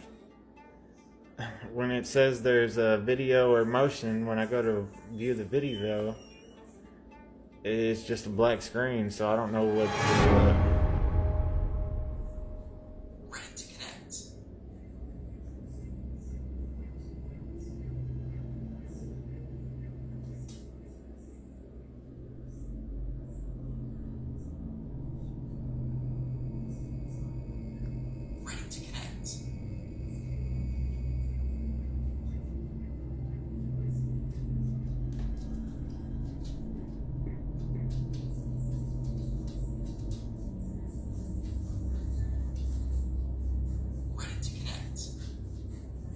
I don't know.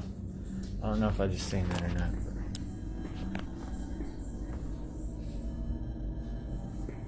We'll find out here shortly, I guess.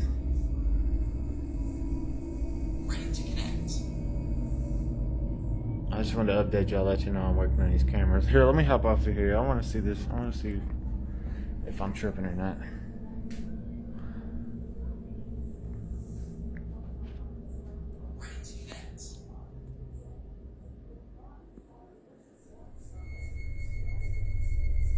Yeah, hold on. He doesn't say what exactly caught his eye, only that he isn't sure if he just seen that or not. He walks straight toward the window, zooms in on the curtain rod and the top edge of the sheer fabric, and holds the shot there, the curtain completely still, nothing visibly attached, nothing moving. You decide whether that means the skeptics were right, or whether whatever he saw simply stopped before the camera got there. If something was there, it wasn't performing for anyone this time.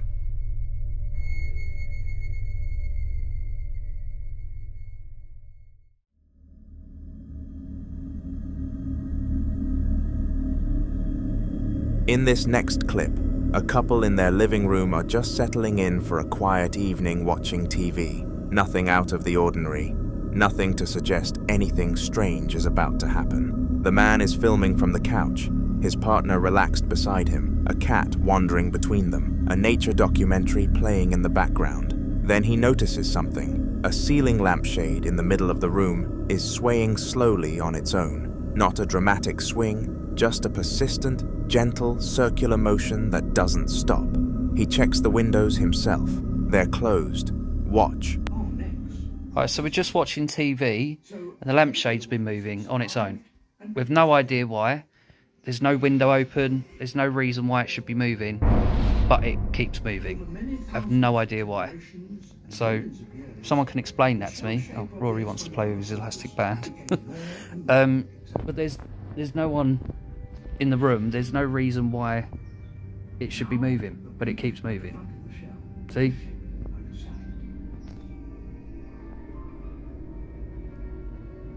Just trying to enjoy a Starbucks whilst watching David Attenborough, and this is happening. Maybe likes David Attenborough. Also, for anyone wondering, there's no one over there. There's no one over there. You know, it's still moving. So Someone please explain that to me. It's the consistency of it that gets under your skin, not a single sway that could be dismissed as a draft, but a continuous, steady movement that keeps going throughout the entire clip. His partner even jokes that maybe it doesn't like David Attenborough. But here's the thing, no heating vent, no fan, no open door is visible anywhere in that room. Some viewers think subtle structural vibrations from a nearby road or appliance could explain it. Others aren't so sure, pointing out that the cat on the coffee table keeps watching the window, as if it's tracking something the camera can't quite reach. So what do you think is moving it?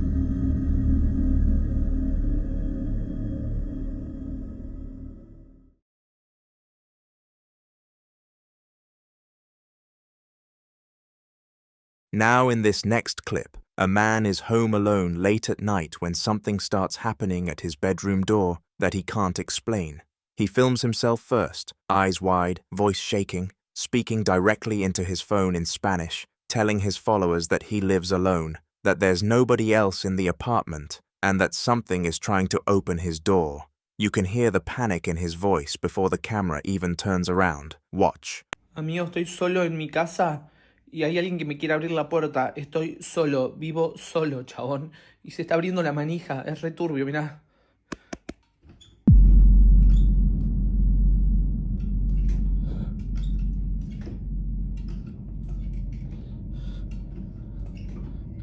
¿Quién está ahí?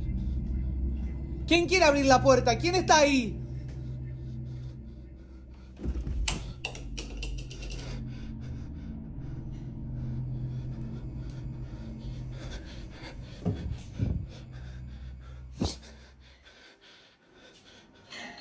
The door handle moves up and down on its own, rhythmically, persistently, like someone on the other side is working it over and over. He shouts out asking who's there, gets no answer, then throws the door open and tears through the apartment, the hallway, the bathroom, a dark back room, and finds absolutely nothing.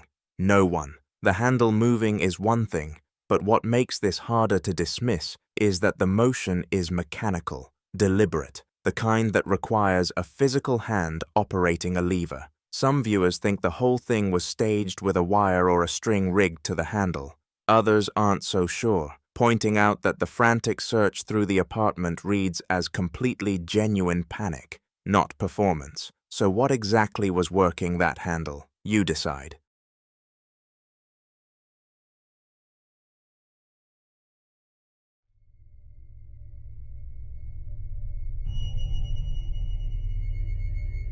In this next clip, security camera footage from the night of October 5th, 2017, captures something unusual, moving through what appears to be a long, narrow, institutional hallway, the kind of corridor that already feels uneasy even when nothing is happening.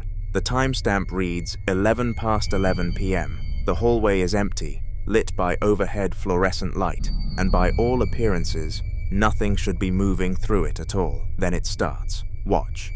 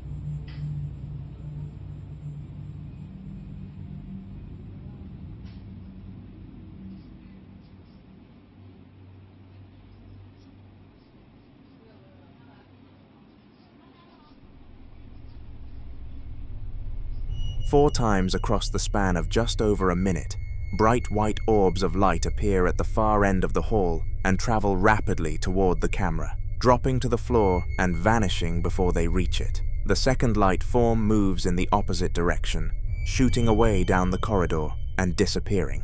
The fourth behaves differently still, darting erratically before shooting upward toward the ceiling.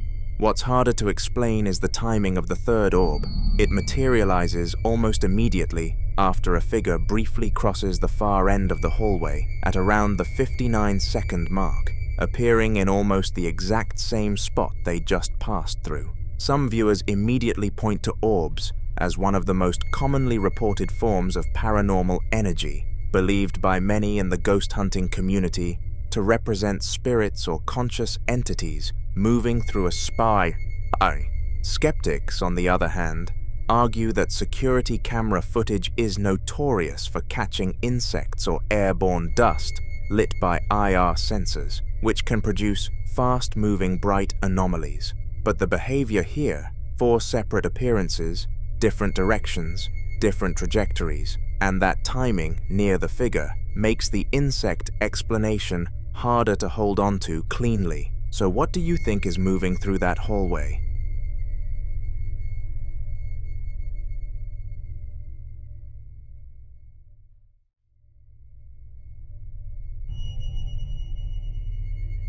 In this next clip, a woman named Marissa has been dealing with something that's been getting progressively harder to explain away. Mysterious bruises, scratches, items disappearing from places she left them, and nights where she can't sleep at all, waking up at 3 a.m.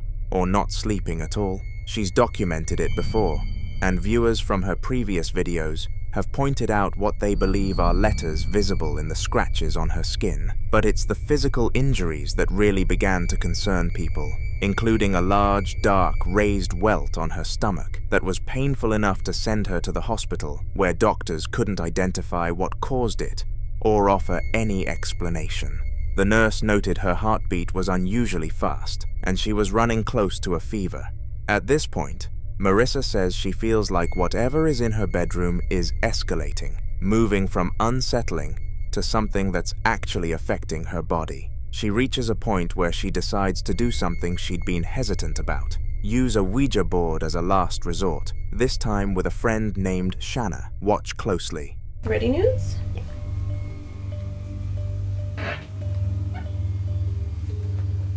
Okay, so how do we do it? We say hello to the spirit or what? Is there a spirit in this room?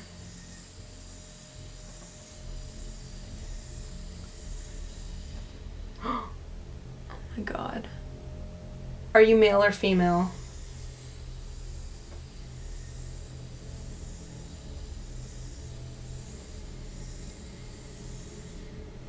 That looks like an F to me. That does look like an F. Do you have a message for us?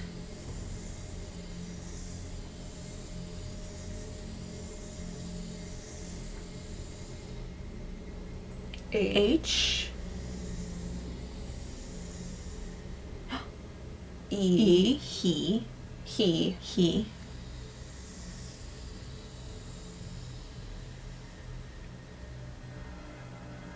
L. Uh-oh. Hell? Oh my god, please don't be hell.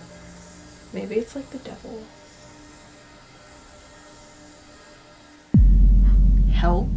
Help. Help. Is it gonna Help say with something what? else? Like help what? Maybe we should ask it something else. What do we ask it? Is this room haunted?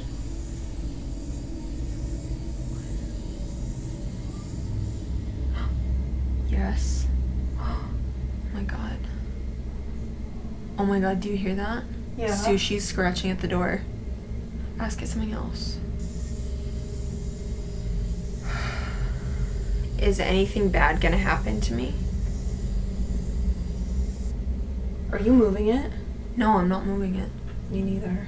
I'm not moving it. Well, I'm definitely not moving it. Oh my god. I did not do that. I didn't do that either. Oh my god, that's really scary. I want to stop playing. We should say goodbye. Goodbye. Goodbye, Ouija. The session shifts from curious to genuinely unsettling almost immediately. When asked if there's a spirit in the room, the planchette slides to yes. When asked if the spirit is male or female, it moves to F. And when they ask for a message, it begins slowly spelling something out, H, E, L, and then the women start to panic, assuming it's spelling hell until the final letter lands on P. Help. That single word, spelled out letter by letter in a dark candlelit room, is the kind of thing that's hard to walk away from. Then the planchette gets knocked completely off the board, right after confirming that nothing bad is going to happen to Marissa, and both women immediately deny doing it. Their reactions, the gasping, the audible fear, the insistence that neither of them caused it, all feel spontaneous rather than staged. Skeptics would point to the ideomotor effect, a well-documented psychological phenomenon where people unconsciously move objects they're in contact with, including planchettes, without realizing they're doing it. Under that explanation, the word help could simply be the product of two frightened women's subconscious fears playing out through their fingertips. But that explanation doesn't quite account for the physical injuries Marissa described, the ones doctors at an actual hospital couldn't identify or explain. Some viewers familiar with demonology point out that the combination of physical marks appearing on someone's body, sleep disruption, and a spirit identifying itself as female through a board session follows a pattern they associate with attachment rather than a residual haunting, meaning whatever it is, according to that interpretation, isn't just lingering in the space, it's focused specifically on Marissa. Others think the scratches and bruises could still have mundane explanations, and that the Ouija session, whatever its cause, shouldn't be treated as confirmation of anything darker. If you've ever used a Ouija board, you probably already have an opinion on what you just watched. But the injuries, the ones with no diagnosis and no explanation, those are harder to file away. What caused them? And why does it keep getting worse? The board said nothing bad is going to happen to her. Whether that's reassuring or the most unsettling part of the whole session is something only Marissa can answer.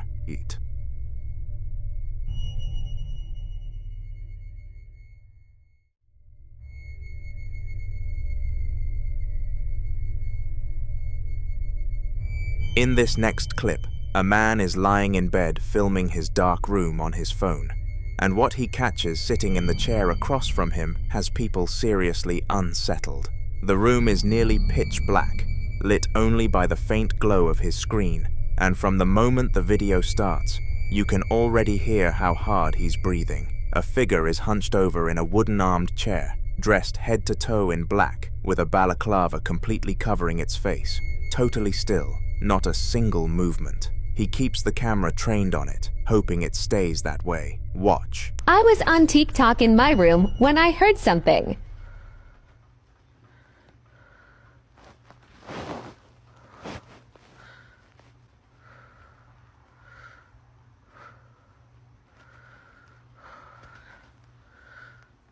I was hoping this fish didn't move.